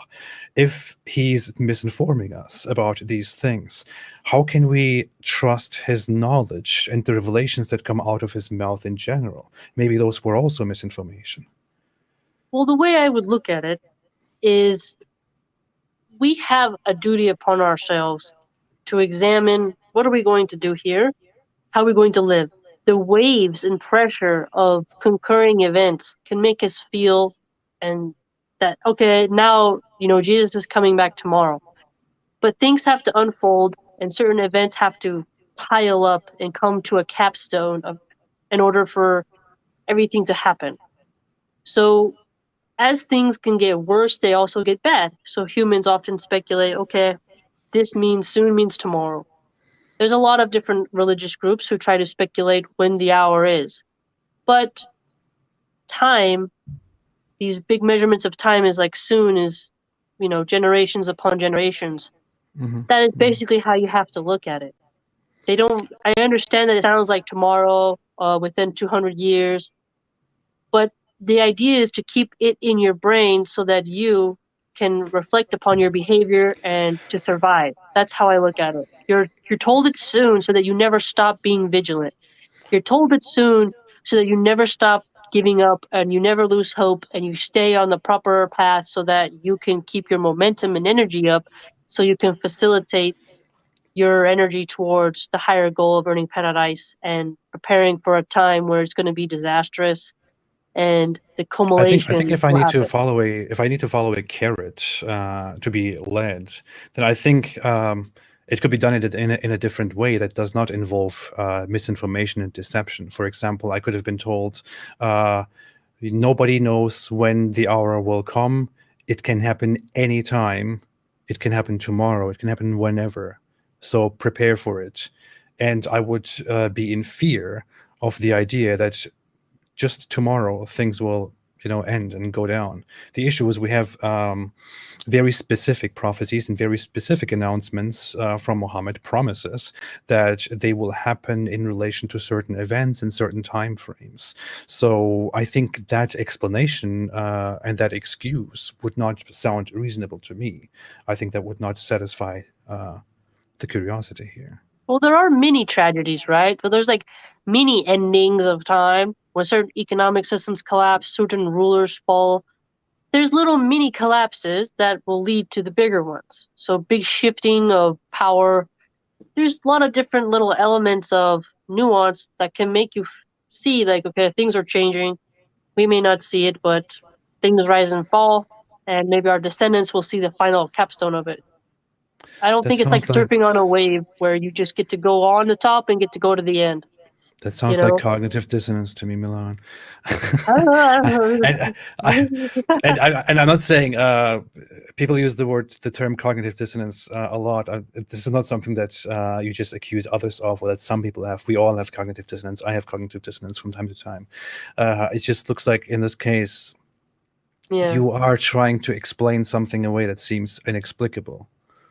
I mean, that's how I look at it. Like, what is time? That's a big question philosophers and atheists have also wrestled with as well, right? How word formulates, like, your language. I mean, Heidegger went into that, didn't he? Where he's like, our thinking is encapsulated in our words. And to translate words from one language to the other, to compute that in your mind, it's going to come different than another person's. So that's the fun part, is that we have these hadiths. We can try our best to understand them. But at the end of the day, we say, I know that you don't like when people say this, but Allah and His Messenger know best. Yeah, I mean, I would have to say that Muhammad definitely didn't think that deeply about things, as far as we see in the reports about him. I would say he didn't. This is just a system which spread to the world as a consequence of certain exploits in his time and in his region, which we came to accept forcibly. My ancestors accept this religion forcibly because it was spread through war. Even if they were not forcibly converted on the spot, they had to, get used to it and become a part of it, because this is the new reality. That's simply how it works. And now it has become a major religion that spread across the world by political and military warfare. And some people like you get introduced to this religion and find something good within it and believe in it, but there is not more to it. The sources that we have expose Muhammad to be somebody who didn't know much about the future, who made a lot of false prophecies about the future, like these, who didn't know what diseases are, for example. I mean, I'm not sure if you're aware of that. I'm probably going to publish a video just for that purpose, but you could watch out for that. He says that infectious diseases are a superstition; they don't exist. Is what he thought in his time, for example. His morals are not in line with what you would think is good for society. You hate child marriage. At the same time, you think we are supposed to force people to do the right thing and to prevent the wrong things. But Islam brings child marriage. Muhammad himself practiced child marriage. People like Daniel Hakikachu want to bring child marriage back. So while you consider it evil and detest it, he wants to bring it back into your society and wants people to be free to practice it because he considers it wholesome, while you consider it evil. And he considers it wholesome because of the Islamic religion. And you consider it evil, but you cannot object to it because it is the Islamic religion. There is a big conflict going on here, and but it seems it's just one objection. The child issue is for a survivalist aspect. You have that aspect, but other than that, I don't see what other problems do you have with. There are many problems. We didn't even get into those. I mean, the apostasy issue was there. The child marriage issue was there. You will say that polygamy is okay, and I heard you explain that it is you would like it. The issue is the explanation that you gave to it is applicable to you, maybe because you give yourself such a value. It's not the same for others. The funny part is that you see secular feminist atheists arguing that monogamy is awful. So I don't know. You got some of those little nymph-like atheist girls going around being wild. I mean, so I don't know if you can criticize Islam for wanting marriage, which is much superior than to OnlyFans culture, right? Yeah, I don't agree with the idea that monogamy is bad. I think it works quite well. But the issue is we are not. Is your wife there in the background? Is she gonna get mad if you don't say that? She's gonna pop out and be like, "What'd you say?" She knows how I feel about it. Okay. You sure you don't like polygamy? You sure, AP? You sure? It works. The issue is the alternative to monogamy is not the Islamic system of polygyny, or we are not between these two choices. That would be a false dilemma. So why would you advocate for this Islamic system of polygamy? Ooh, well, yes, now getting into the good meat and potatoes. Well, essentially, that will give much more women husbands, okay? America has 13 million single mothers. Single motherhood is an awful condition, even though I respect women who have to endure it. My mom is a single mom. She raised partly of me. It was horrible. I understand that liberal feminists and stuff, they glorify single motherhood, but it's really demeaning to men to make it think that they don't matter. And polygamy is this acceptance of the male psychology and biology. It is very good for men to have a group of women who he's married to, that he can exercise his body, give them children in a way that is with marriage. Because some men, I should say, I won't speak in overlapping terms, but some men, they desire more than one woman, and it's better to do it in marriage than to go around to brothel culture, stripper culture. You have women you're married to, they don't have STDs. If you can provide them a home, this is much superior. It is women desire that too. The whole idea that this is only exclusive to men is an idea of the past. This is an idea of the past. It is known today. I hate this example. Women, okay. Any woman I saw, okay, this is such a lie. Like, so many women say, like, oh, I'm so hot-blooded that I could have intercourse, with 4 different guys a week. It's like your tissues down there don't allow it. It's a wholly different type of psychology. My mother was an adult entertainer. I heard all this kind of stuff before. They have to use alcohol, drugs. They gotta lube up. Women want connection and love way more often than men do. Men are totally just different biologically. A woman, if she has 4 husbands, she has cuck husbands.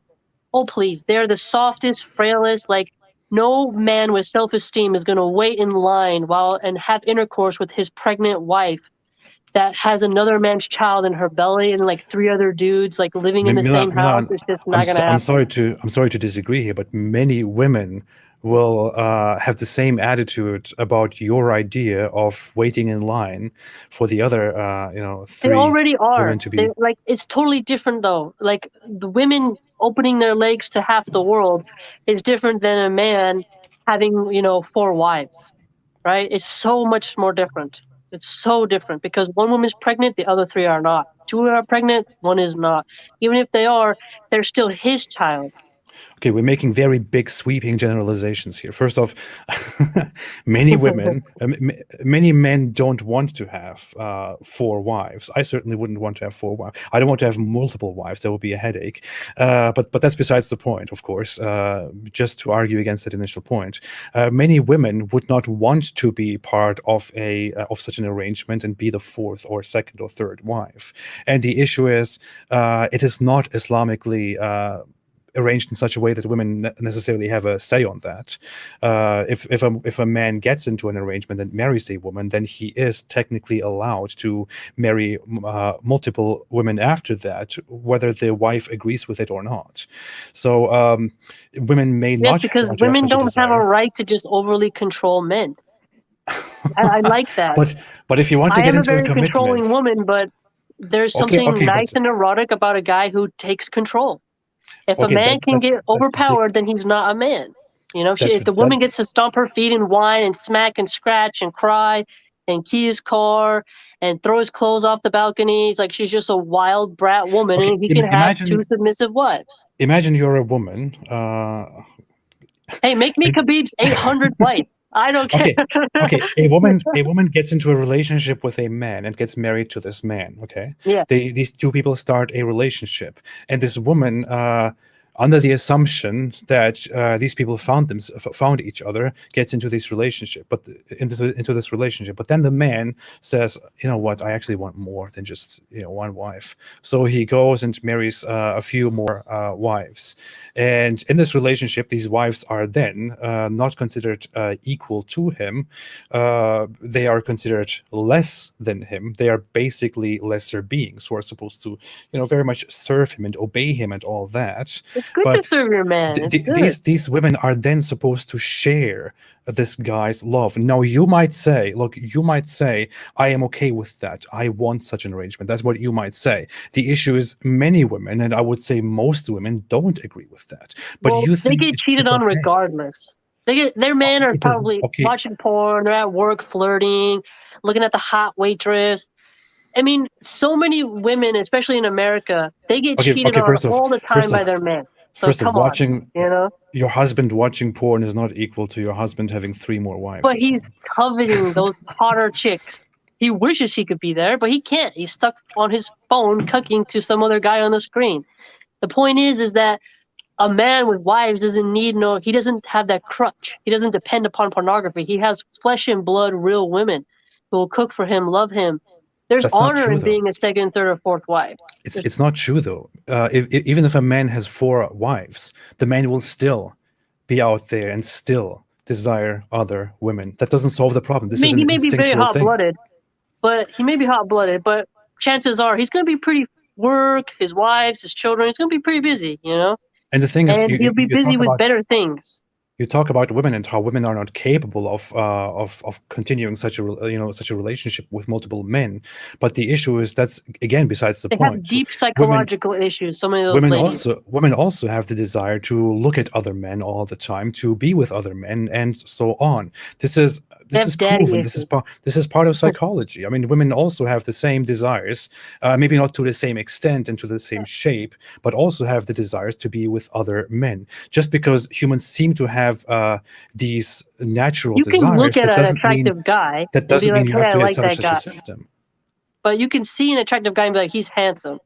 But if you're going on like these TikTok competitions where your body count is like 205 men, those women just need a really good, solid, righteous, masculine man, and they're going to submit and they're going to be happy to be home having children. This That's what sounds so you odd. say.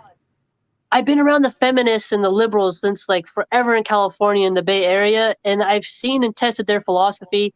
I'm born of a stripper and I'm born of a drug dealer. Like I've seen their philosophy just not work out. And you talk to these strippers, you talk to these porn stars, they are so screwed up in their head that they're like, I've been around, no one loves me, no one wants to marry me, I have to get high to have sex with people. They're not happy. And the girls who are party girls in San Francisco and they like go and they, go on Tinder and they hook up with all these guys, they have steep narcissistic psychological fracturings in their mind. Now, if those girls often make great second wives because they've already gone through the rodeo and they're ready to calm down and be with somebody. Women grow up after about 30 if they're not fully indoctrinated into the woke ideology of leftist degeneracy. This is something that I'm very passionate about because I've seen the beauty of it. Polygamy is a solution in the Islamic fashion because you're a wife with honor instead of a side chick who gets a pair of shoes and a bottle of perfume and a Gucci bag. You're a wife in a house Okay. with children, Okay. it's much Okay. superior, much more honor. Why do you have a problem with people doing whatever they want? No, And no, no. It's not that. Like, if somebody wants to go get 7 STDs in San Francisco and like hook up behind a McDonald's, okay, do you, right? That you think that's glorious, fine.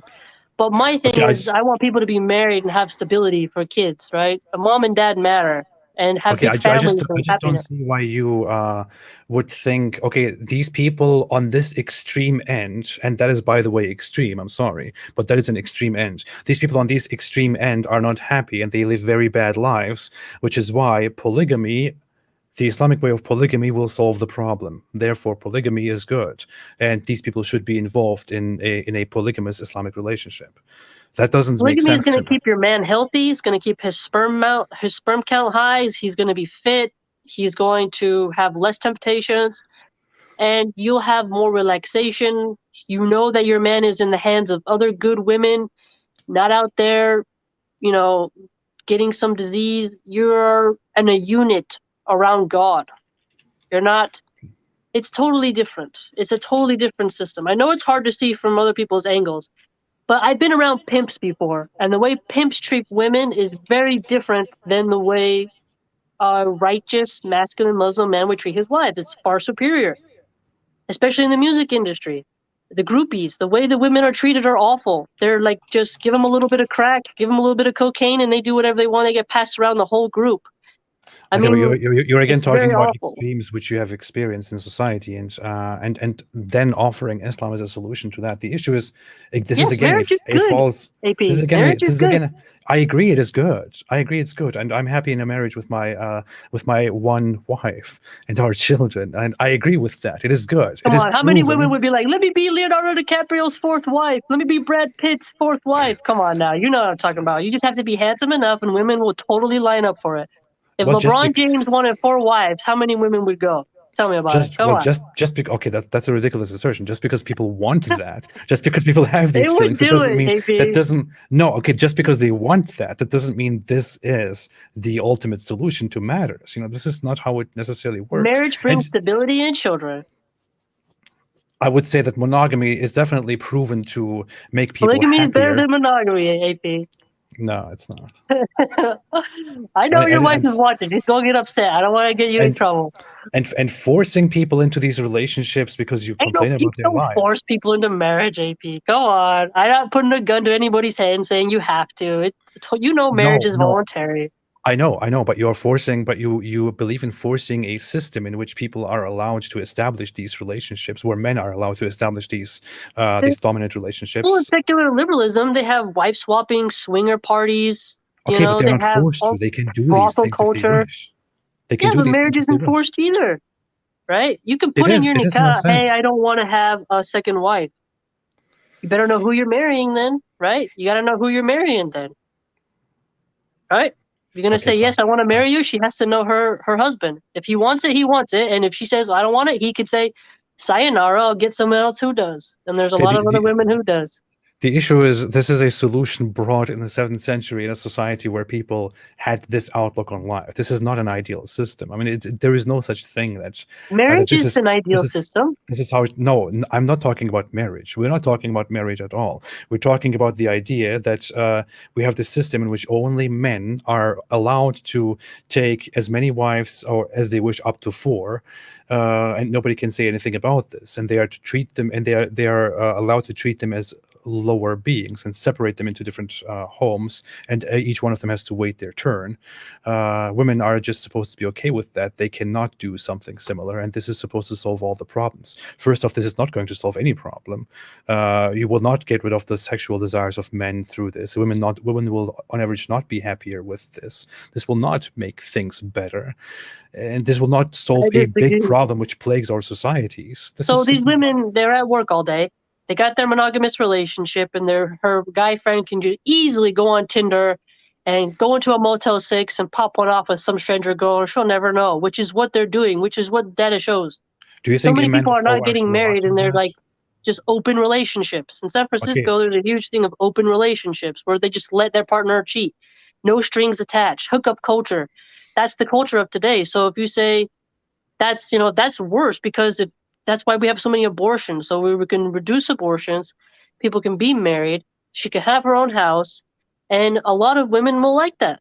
It solves a lot. I mean, it's a good, pure system. It's really good. Just be married, be happy, and it's all right. Do you think a man who has 4 wives will not do those things that you're talking about? Hopefully not. If he's got the energy, well, dang, he's thoroughbred. I mean, well, he will do these things. I don't know how he can have the time, but if his blood is that hot, I'm gonna just be like, hey, science should study you, because you're just going on and on and on. I mean, but I think he'd be less than somebody who was monogamous. I'm not sure about this. I'm not sure about that. Look at this.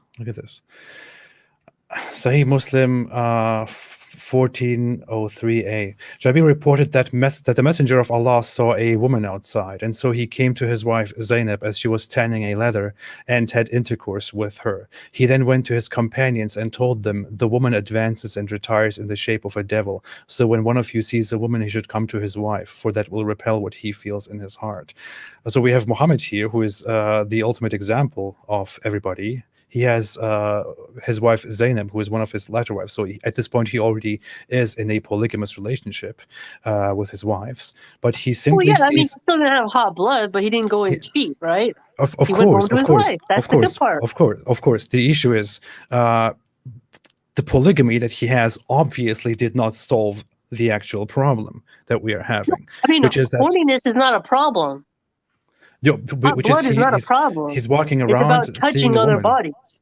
Okay, the issue is that is a different matter. You don't need polygamy for that. Okay, so Muhammad saw a woman outside and got so aroused that he had to go to one of his wives to have sex with her, and said, "Women come in the shape of a devil." Okay, let me finish the point.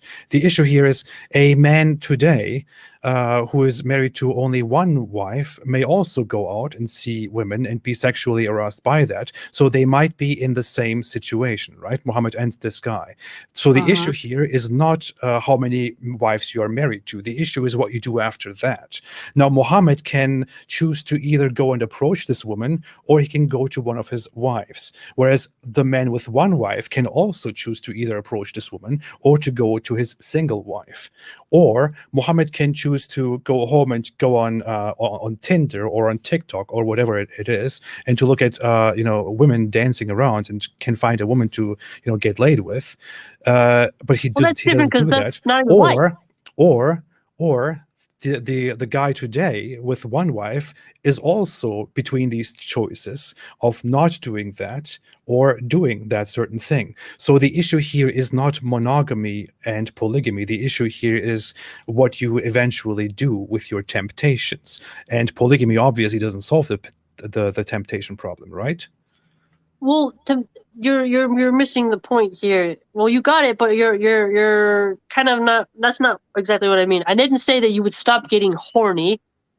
I said that basically you're gonna have less stamina to go out and cheat. He went home to his wife, so he did the right thing.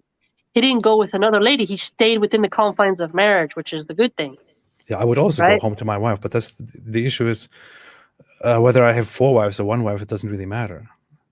I don't know. I mean, a lot of men complain, after 25 years of marriage, you start thinking about second wife, I mean, some women even give their husbands the 25th surprise, which is on the 25th anniversary, they get to go sleep with somebody else. There's all these weird type of things going on nowadays Of course, that are of outside course, of Islam, but but Islam gives you marriage. what I'm So he getting at doesn't is get that as bored. But what I'm getting at is that this doesn't solve the problem at all. You will be just as bored with. You will. Here's the thing: you will always be bored with what you have after a while, if you are meant to be bored by it anyway. Humans are not. Humans will not ever find this ultimate happiness, this ultimate pleasure, this ultimate happy state. They will Well, it's always harder to have. get bored with 4 than 1. It's really not. It's pretty much the same. This is very much similar to people who have very little money are just as happy as people who are extremely rich, because the quantity of the things that you have do not really matter. The fact that you get used to it slowly and accept this as your normal state is what matters. If you have 1 wife, that is not very different to having 4 wives. It will not solve the problem. If you have 4 wives, you will still want more sex. You will still want concubines and this and that. Concubines are fine. That's all right. And you will want to have these celestial houris and all that. I know, yeah, but here, see, the issue is 4 wives doesn't stop the problem. You will still have the same problems. It will still. But he'll keep it. But most likely he'll be a good man and he won't cheat on his 4 wives. Most likely, well, But it's harder for him to rationalize cheating on 4 wives. But it's easier to see someone cheating on their 1 wife, which is way more common than a man cheating on 4 wives, right? More men cheat on their wife than on their 4 wives, because there's more monogamy than polygamy. I would think it's easier for a woman to cheat on his co-wives and his husband than it is for a woman to cheat on the one husband that she is dedicated to. Because in a relationship where she's one of 4 wives, she's merely a lesser being who doesn't have that much attention anyway, so she could choose to simply go out and have sex somewhere else, maybe. Well, if I was married to Khabib, I would never cheat on him. He could have 700 wives and I'd never cheat. So it depends how much you like the guy. That's disgusting, but I understand. But I understand, yeah. So polygamy is not disgusting. It's a natural good thing for men. I'm not talking about polygamy. I'm talking about wanting to be with Khabib. That's the issue. Yeah. But he is gorgeous. What are you talking about, AP? I don't know. Yeah. Come on, AP. Don't be a bigot. I am. AP, he is amazing, and you need to understand that. Okay. He's a great Muslim man. This was a nice So now you need to go get a 2nd, 3rd, 4th wife. That's what you got to do. I will think about it. Yes. You get lots of gym exercise. That's what you need. Yeah, I'm just kidding here. I'm not going to think about it. I just want to make sure that nobody takes that seriously, especially not my wife. I'm not thinking about it. I don't want to see you doing your next video with a black guy. I don't want to see it. All right. Gainsborough said in a super chat, please, bro, move on from polygamy. She clearly into it. He ain't wrong, Well, okay. Well, to each his own. I'm part of the polygamy squad. So. Yeah. Well, I don't. Here. The issue is I don't blame you for being into polygamy and thinking that is the right thing. I just don't think this is a universal solution to issues, But we can talk about that forever. Stop Scamming Man made a super chat and said Muhammad's wives were blatantly furious and miserable with the arrangement. Khadija seemed rather happy. I would agree with that. If you look at the sources on his relationship with Khadija, she was quite devoted, whereas in his relationship with the many wives that he had in his life later, there was constant conflict, including the co-wives conspiring together and him almost divorcing all of them because of their conspiracies and all that. So, well, I mean, sister-in-laws fight with mother-in-laws. Women really just love fighting. I mean, women are really catty. So, I mean, whenever you get a group of them together, there's going to be somebody ripping someone's feathers out. I mean, HR departments are filled with women complaining. Okay, so let's go through the super chats. There are many super chats, including many questions I would like to answer. Ultra made a super chat that said G fire block. Thank you. I don't know what that means. Gainsborough made a super chat and said, does she support death penalty for apostasy? Oh, we already kind of went through that. Do you want to say one more word about that, or? I mean, we kind of went into it so deeply, you know. I mean, the answer is already there, right? You feel me? Yeah. MB Khan said, can you ask her about how Prophet Muhammad flew to heaven on a winged horse and if she believes in that? What's interesting about that is I often wonder about, this may seem niche, but some type of creature, creation, who knows? This world is pretty strange. You have atheists who believe in aliens and UFOs and Anunnaki. I mean, I don't know what kind of creature it was, but this planet is pretty strange. So I don't really have anything to think about that. Just if I went back in time and described my PlayStation to, you know, a guy in the cave and that I can be riding around on a digital horse shooting things, he'd probably be like, what are you talking about? Reality is pretty odd, you know? So that's how I look at it. I don't know. Our reality is so strange. I mean, the PlayStation would be a rather natural thing compared to something unseen before, like a flying horse that brings you to Jerusalem and then to heaven. Well, I heard that it wasn't exactly a horse, but some type of creature, you know? I mean, imagine if we didn't have as many dinosaur bones, you know? You got dinosaur bones, you got pretty strange things going on. So you never know. That's how I look at it. It's like, whoa, that's trippy. But I can't say either way, you know? That's a good point. Let's see. Stefan W. said, I wrote to you in 2018 that you are the second most important German-speaking critic of Islam next to Hamid Abdel Samad. Now you are the most important. Oh, thank you. I appreciate it. Thank you so much. That was before our show started. I appreciate it, Stefan. Crazy Pit Mom made a super chat, didn't add anything. Thank you. Gainsborough said, Khabib is a good friend of Ramazan Kadyrov and Vladimir Putin, who are oppressing and killing Muslims in Russia and Syria. What does she think about that? Putin is killing Muslims? I never heard that.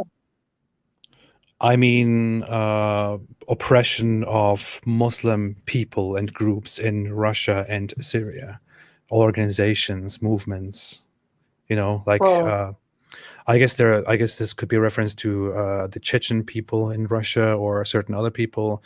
In Syria, there is a fight where Putin is on the side of the Syrian regime, or was for a long time, and engaged in organizations, engaged in activities of, you know, fighting against the Islamic reformists and so on. I have no idea about Russian politics. Okay. So I can't really. But Khabib is a legend. I will never denounce him. Never denounce him. Okay. Pondering Jew said, ask her about the hadith where Mopus claims the last hour will come before the boy in front of me dies. Clear false prophecy. Oh, we just went through that. Yeah. Yeah. I appreciate that, though. Rakshit Sridharan said, Milahan, Hadith, the book of jihad, is a book of masculinity, manners, and military teaches kindness. This is what I call a self goal. Yeah. I didn't say that the book of jihad was about kindness. I didn't say that. I'm not sure what exactly you said. I don't want to accept anything here. But yeah, okay, if you didn't say that, that's fine. Ripple Effect said, a lot of deception, even your words testify against you. Okay. Angel Eyes said, why all this talk about fighting? I don't know, because that was at the very beginning. We were talking about fighting. That's kind of funny. Ripple Effect made another super chat and said, what does she think about Muhammad and Aisha? We went very lengthily into that. Again, Muhammad and Aisha, I believe you appreciate that we went into that, dear Ripple Effect.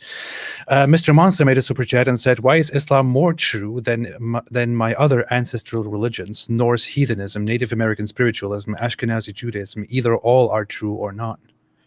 What would you say? Jesus, you want me to get into Judaism and what other religion? Like, you got to break all those down and go through, like, the dogmas one by one. Yeah. That would be that's quite a huge, like, you got to make, like, a 4-hour episode just on each one of those. You know what? I would invite you back here to talk about other things again. I think this was a very interesting conversation. Definitely is. Totally, yeah. We can definitely get into more and more, for sure. Okay, that's good. BG Svetan said, Milahan, no matter how masculine, violent, people always turn on themselves at the end. Also, I would prefer drinking beer or wine than chopping off heads. What about? Oh, I can't say that. I was about to say a joke. Like, what about drinking wine as the head was chopped off? But obviously, I can't do that. Yeah, you That's can't do haram. that. You can't do that. So I'll just have to put down the wine and visit the Colosseum. I would also say I would rather drink beer and wine than chop off heads, definitely. Ripple Effect said, even Jesus had Judas. William Quinones said, didn't say anything, made a super sticker. Thank you so much. Stop Scamming Man said, on how Islam helps some people structure their lives much better. Surely any half-decent self-help system with 1.8 billion practitioners could boast the same, especially if it played so much on people's identity, culture, and hopes. Well, self-help programs work for like the AA programs, the Alcoholic Anonymous programs, Marcus Aurelius's meditations. Sure, you can adopt different isms, right? But for me, it provided me much structure that helps me. So all I can do is say the proof is in the pudding in my own bakery, as they say. Yeah, I agree with Stop Scamming Man. We talked about that for quite a little while, and I'm sure we can talk about that more.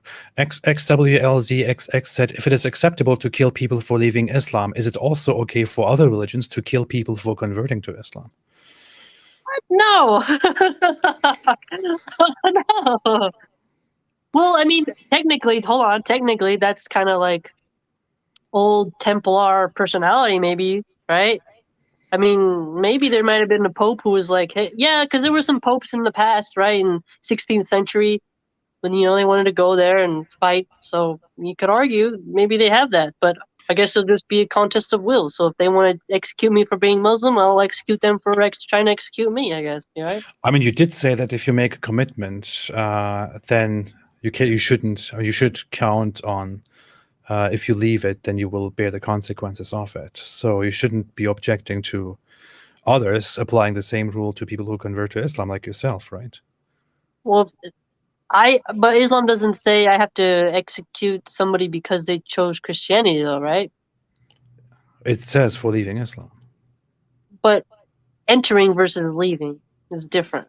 Leaving is like, okay, but entering? But I mean, people do that already in a way.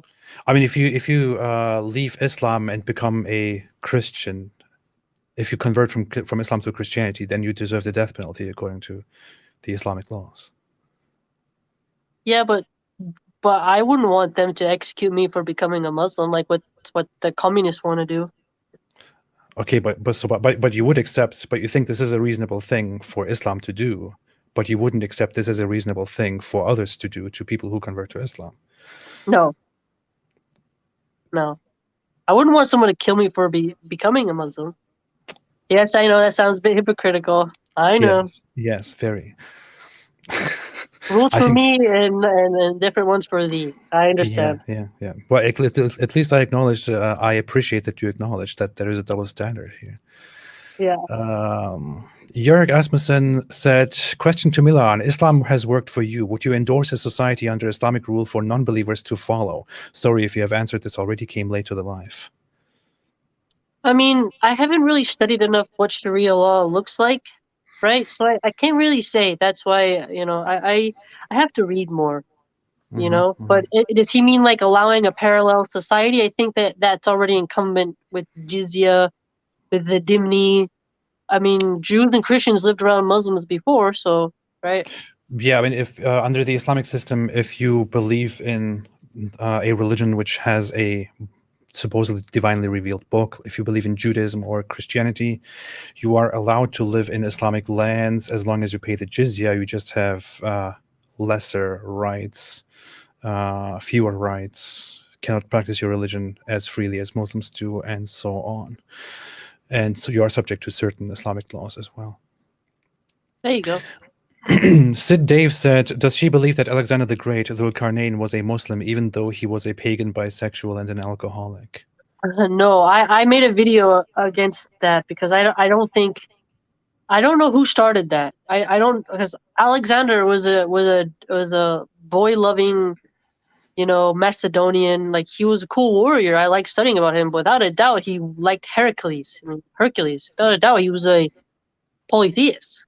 Mm-hmm. I mean, nothing in the historical record shows Alexander the Great as worshiping anything monotheistic.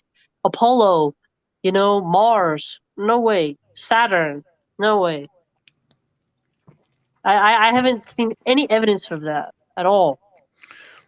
And in the Quran talks about a character called Dhul-Qarnayn, and the issue is the narrative about this character named Dhul-Qarnayn very much corresponds with legends and stories about Alexander the Great, such as him going from one far place to the other place, encountering a tribe or two tribes and building a wall there. Dhul-Qarnayn meaning the two-horned people wore one, and hats Alexander with the Great. horns and stuff. I mean, Yeah. people have been conquering each other forever. It really could be anybody. I mean, the thing is, it's just so much. It just so much agrees with certain legends that were known at the time, and the two-horned one was a famous thing used for Alexander the Great, who is depicted on coins that were circulating in Arabia as somebody who has two horns. It's. I mean, everybody wore that.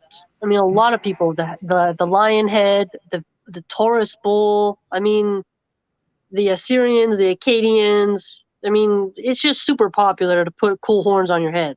Okay. I will make a video on that quite soon to analyze the whole comparison between Dhul-Qarnayn and Alexander the Great. I think I would actually appreciate your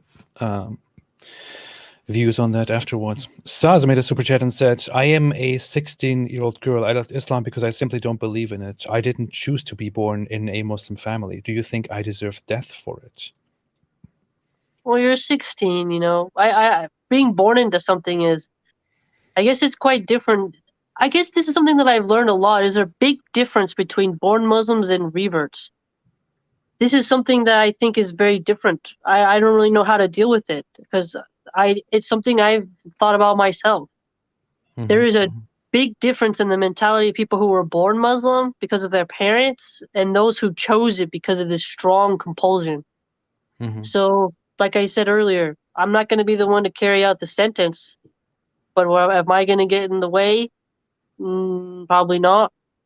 And that's not going to happen to you today. So it's kind of like me saying, am I going to be a gladiator in the Roman Colosseum? I mean, the Colosseum isn't up anymore, right? I'm not going to be fighting tigers for, senators of Rome. So it's kind of like it's not going to happen, and it's never going to come back because of the United Nations and the European Union. So you're not really going to get it.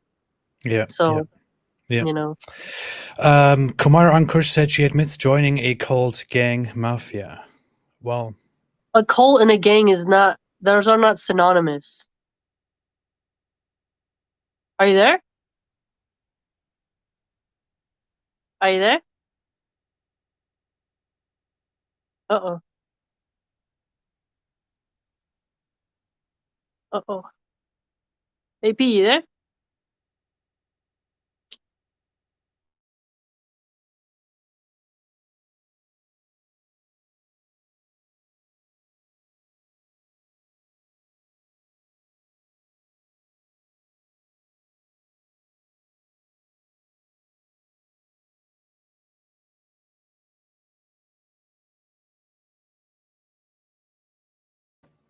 Hello.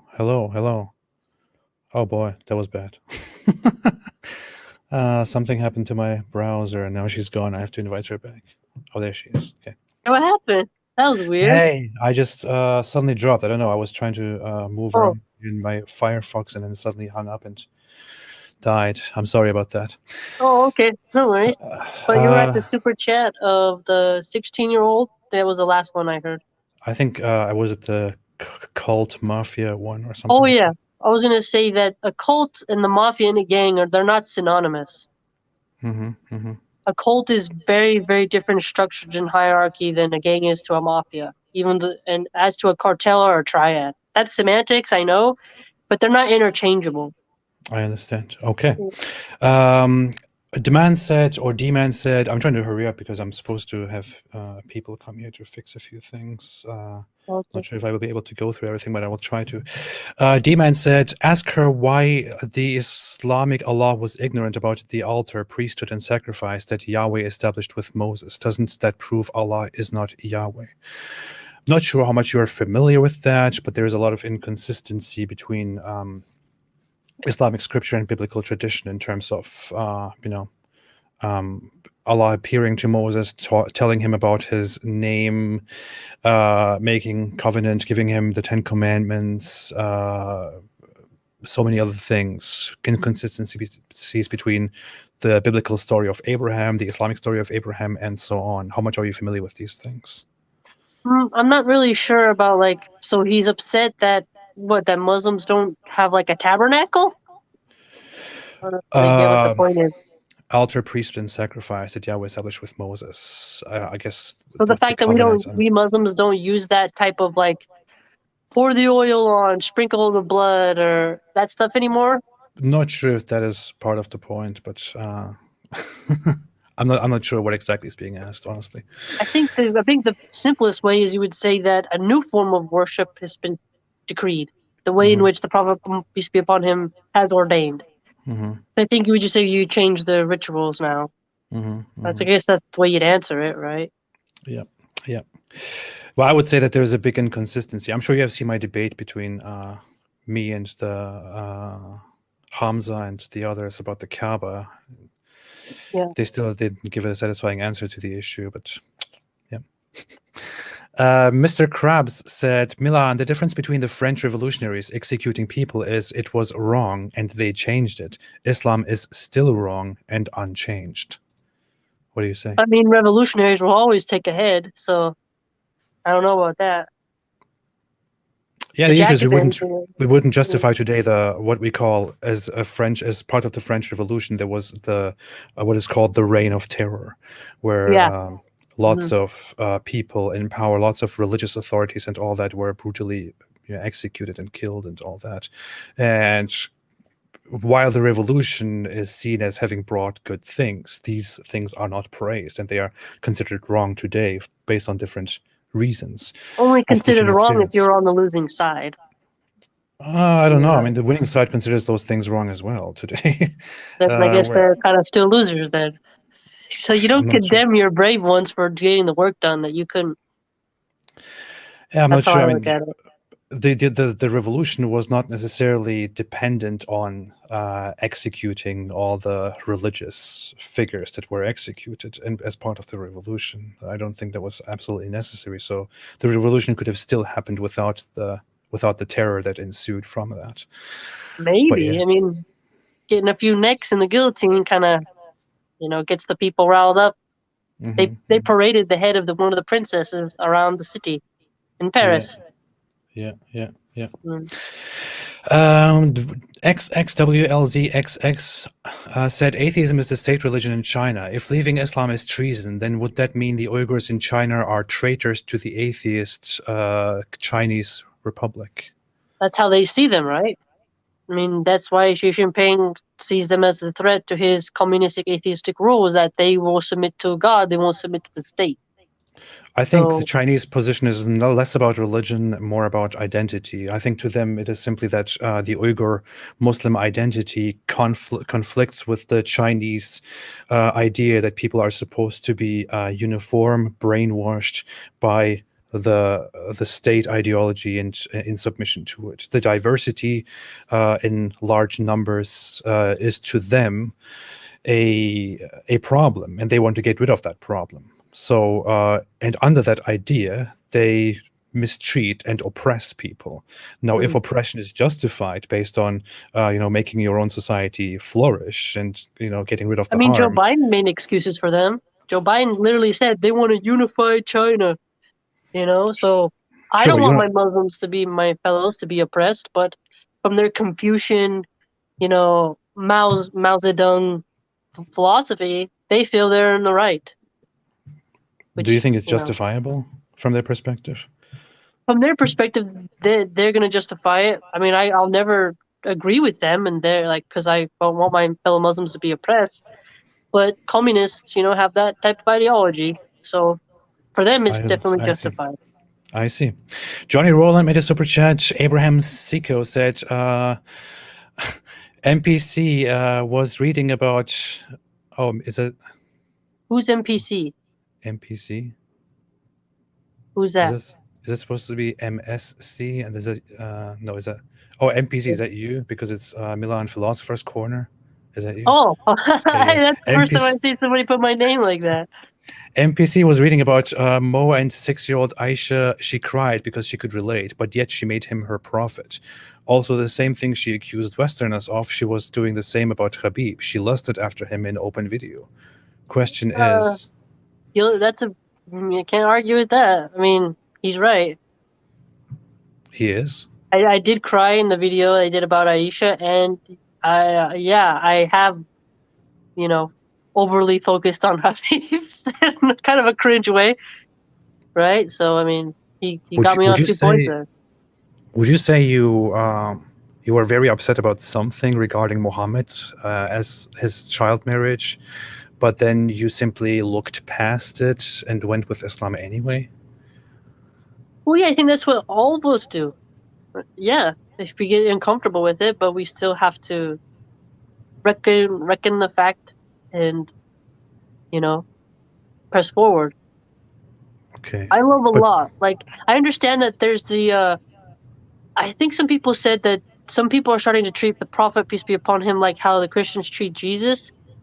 But I know that you're not supposed to worship the Prophet because he's just a human. But my connection is to Allah.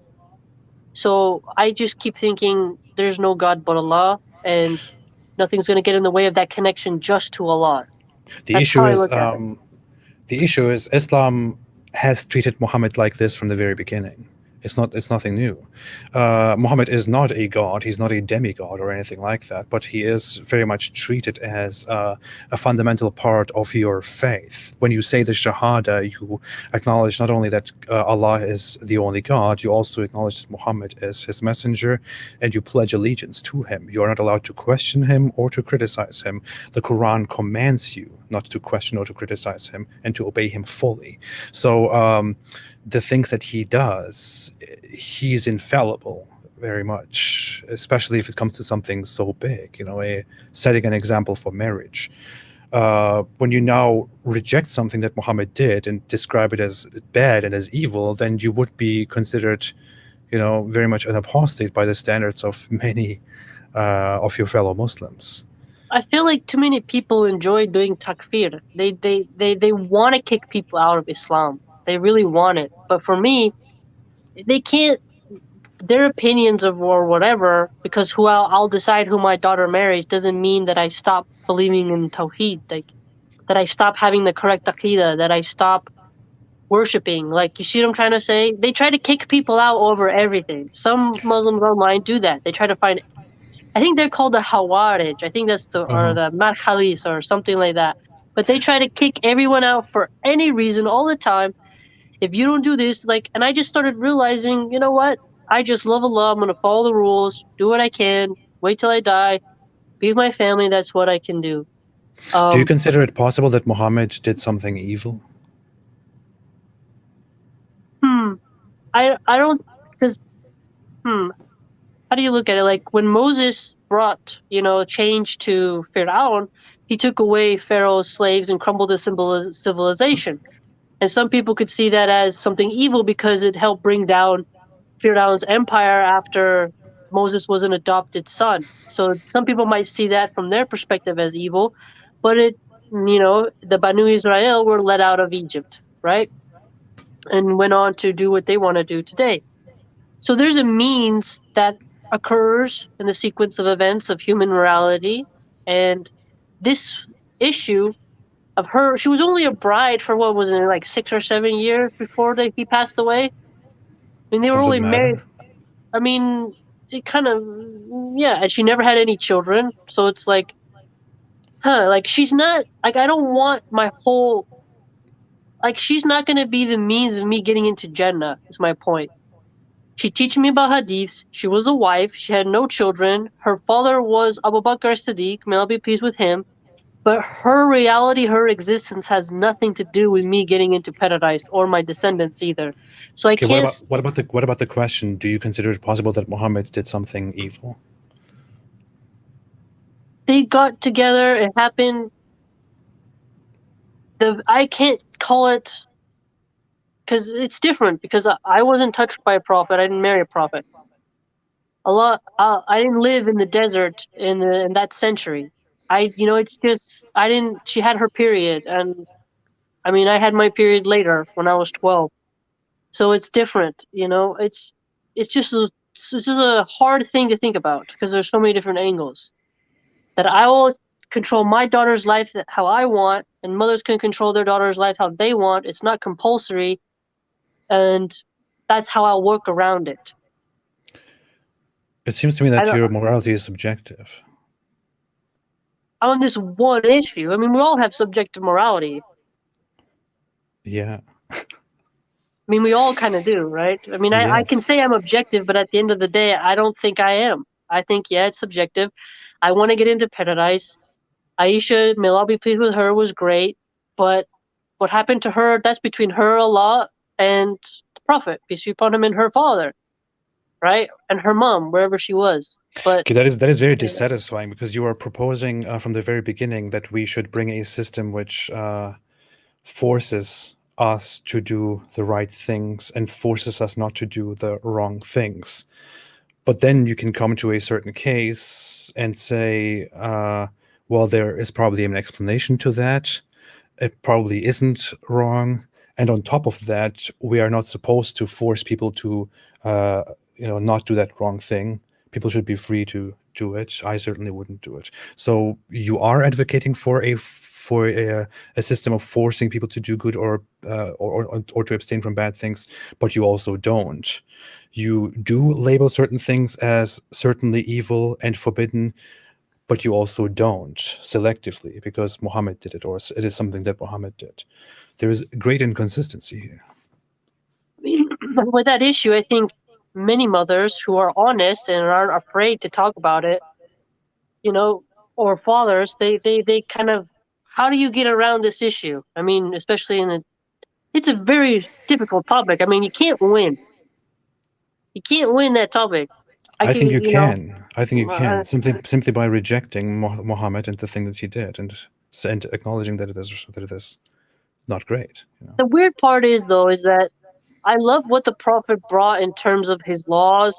I mean, there's so many things I love about the Prophet. This is what's hard, because you see so many other things, and then you're like, oh, it's very difficult because you given to love the Prophet and you love that he brought you Islam. So it's very hard to explain.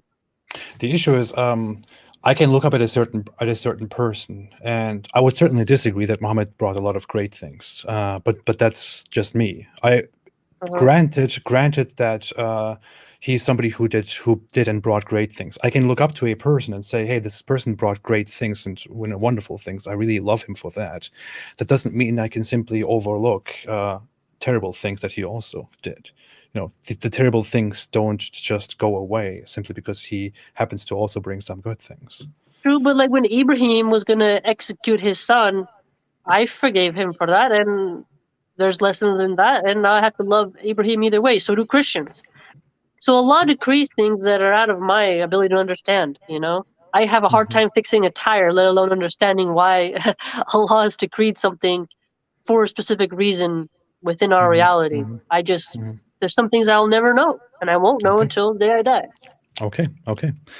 We will never get through these super chats. There's a lot, huh? There's many people are very curious about your opinions on things. My question is all this seeking after God or just for YouTube views? I personally think I will never be under a spiritual leader who has done filthy things and get backed up by his God. Wait, what did he say? So he thinks that I study just for what? For YouTube views, or is it about seeking God? That's what the viewer is curious about. That's kind of like a very nihilistic thing to say. Yeah, people just read books all day just for views when people are more interested in cat videos. That makes sense. Seems kind of odd. James Starr said, I just got sick to my stomach. This is sad. Stefan G said, Jesus Christ, if you love those who love you, what reward will you get? And if you greet only your own people, what are you doing more than others? Love your enemies and pray for those who persecute you. I ain't gonna love my enemy. I'm gonna destroy my enemy. I ain't into that hippie stuff, man. No way. An enemy is an enemy. You push them into the dirt. That's you.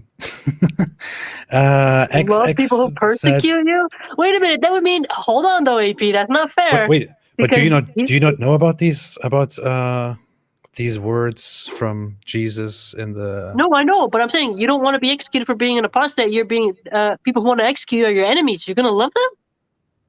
In all honesty, I don't agree with the Christian idea entirely, but I have said before that I don't hate the people who wish bad upon me because I know that they think they're doing the right thing.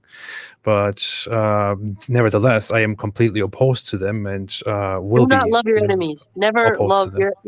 You can depends on why that person is an enemy. Mm-hmm. How you apply the word enemy is like, okay, someone you just don't agree with them. You're like, you're annoying, right? That's different. But a real enemy. No, you win. The issue is Islam takes it much further than that. In Islam, I'm sure you're aware of the idea of loving and hating for the sake of Allah. You're supposed to love your fellow Muslims, and you're supposed to hate those disbelievers who reject or who oppose Islam. But you're also supposed to hope that they are all potential Muslims as well, right? Yeah, but you're also supposed to hate them in the end, right? So, Kafirs versus Mu'min. Yeah. Stefan, no. XX said, evil can be subjective. There are many Christians and Hindus who think Islam is evil and should be forced to stop practicing. Well, that's why I'll eat all the cows of the Hindus and we'll be just fine. Yeah, I mean, okay. Abdul Alam said, enforcement can even make you support evil things as you don't have any choice. For example, you have, You have a act that killing apostate is wrong, but you can't go against it. Yeah, so... can even make a... So you have acknowledged that killing apostates is bad, but you can't go against it. Or you acknowledge that a certain thing is bad and you can't go against it because you simply have to believe in it. Right? Yeah, just like how, like for capital punishment, some people will say, don't do capital punishment in America, it's wrong. And I'll say, no, give it to them. So it's like, some people are queasy with the death penalty while I am not. So it depends, right? Yeah. Okay, I just have people arrive here who need to do some work here. I will have to go. I can't get through. I'm not even halfway through the super chat, so and I'm very sorry about that. We were planning for 2 hours or so, but we are much further than that. Maybe we can do something where we can get into these other questions again. I can note them down and you can come back here and whatever. Yeah, note them down, we'll answer them. Yeah. But for now, I have to go. Thanks, everybody. Thank you all so much. Thank you, Milan. Is there anything else that you want to add before we go? Take it easy on me, AP fans. I'm usually sometimes in your chat. Don't go too hard, okay? Okay. Be a little kind. Come on. Okay. I really appreciate that you decided to sit down and have this conversation with me. I mean, of course, we disagree greatly and very harshly on certain matters, but I'm glad that we can at least sit down and talk. So, yes, thank you for inviting me on, and I'll get you a second or third wife one day. Okay. All right. All right. Thanks, AP. Thanks, everybody. And bye. Stay away from Islam, everyone.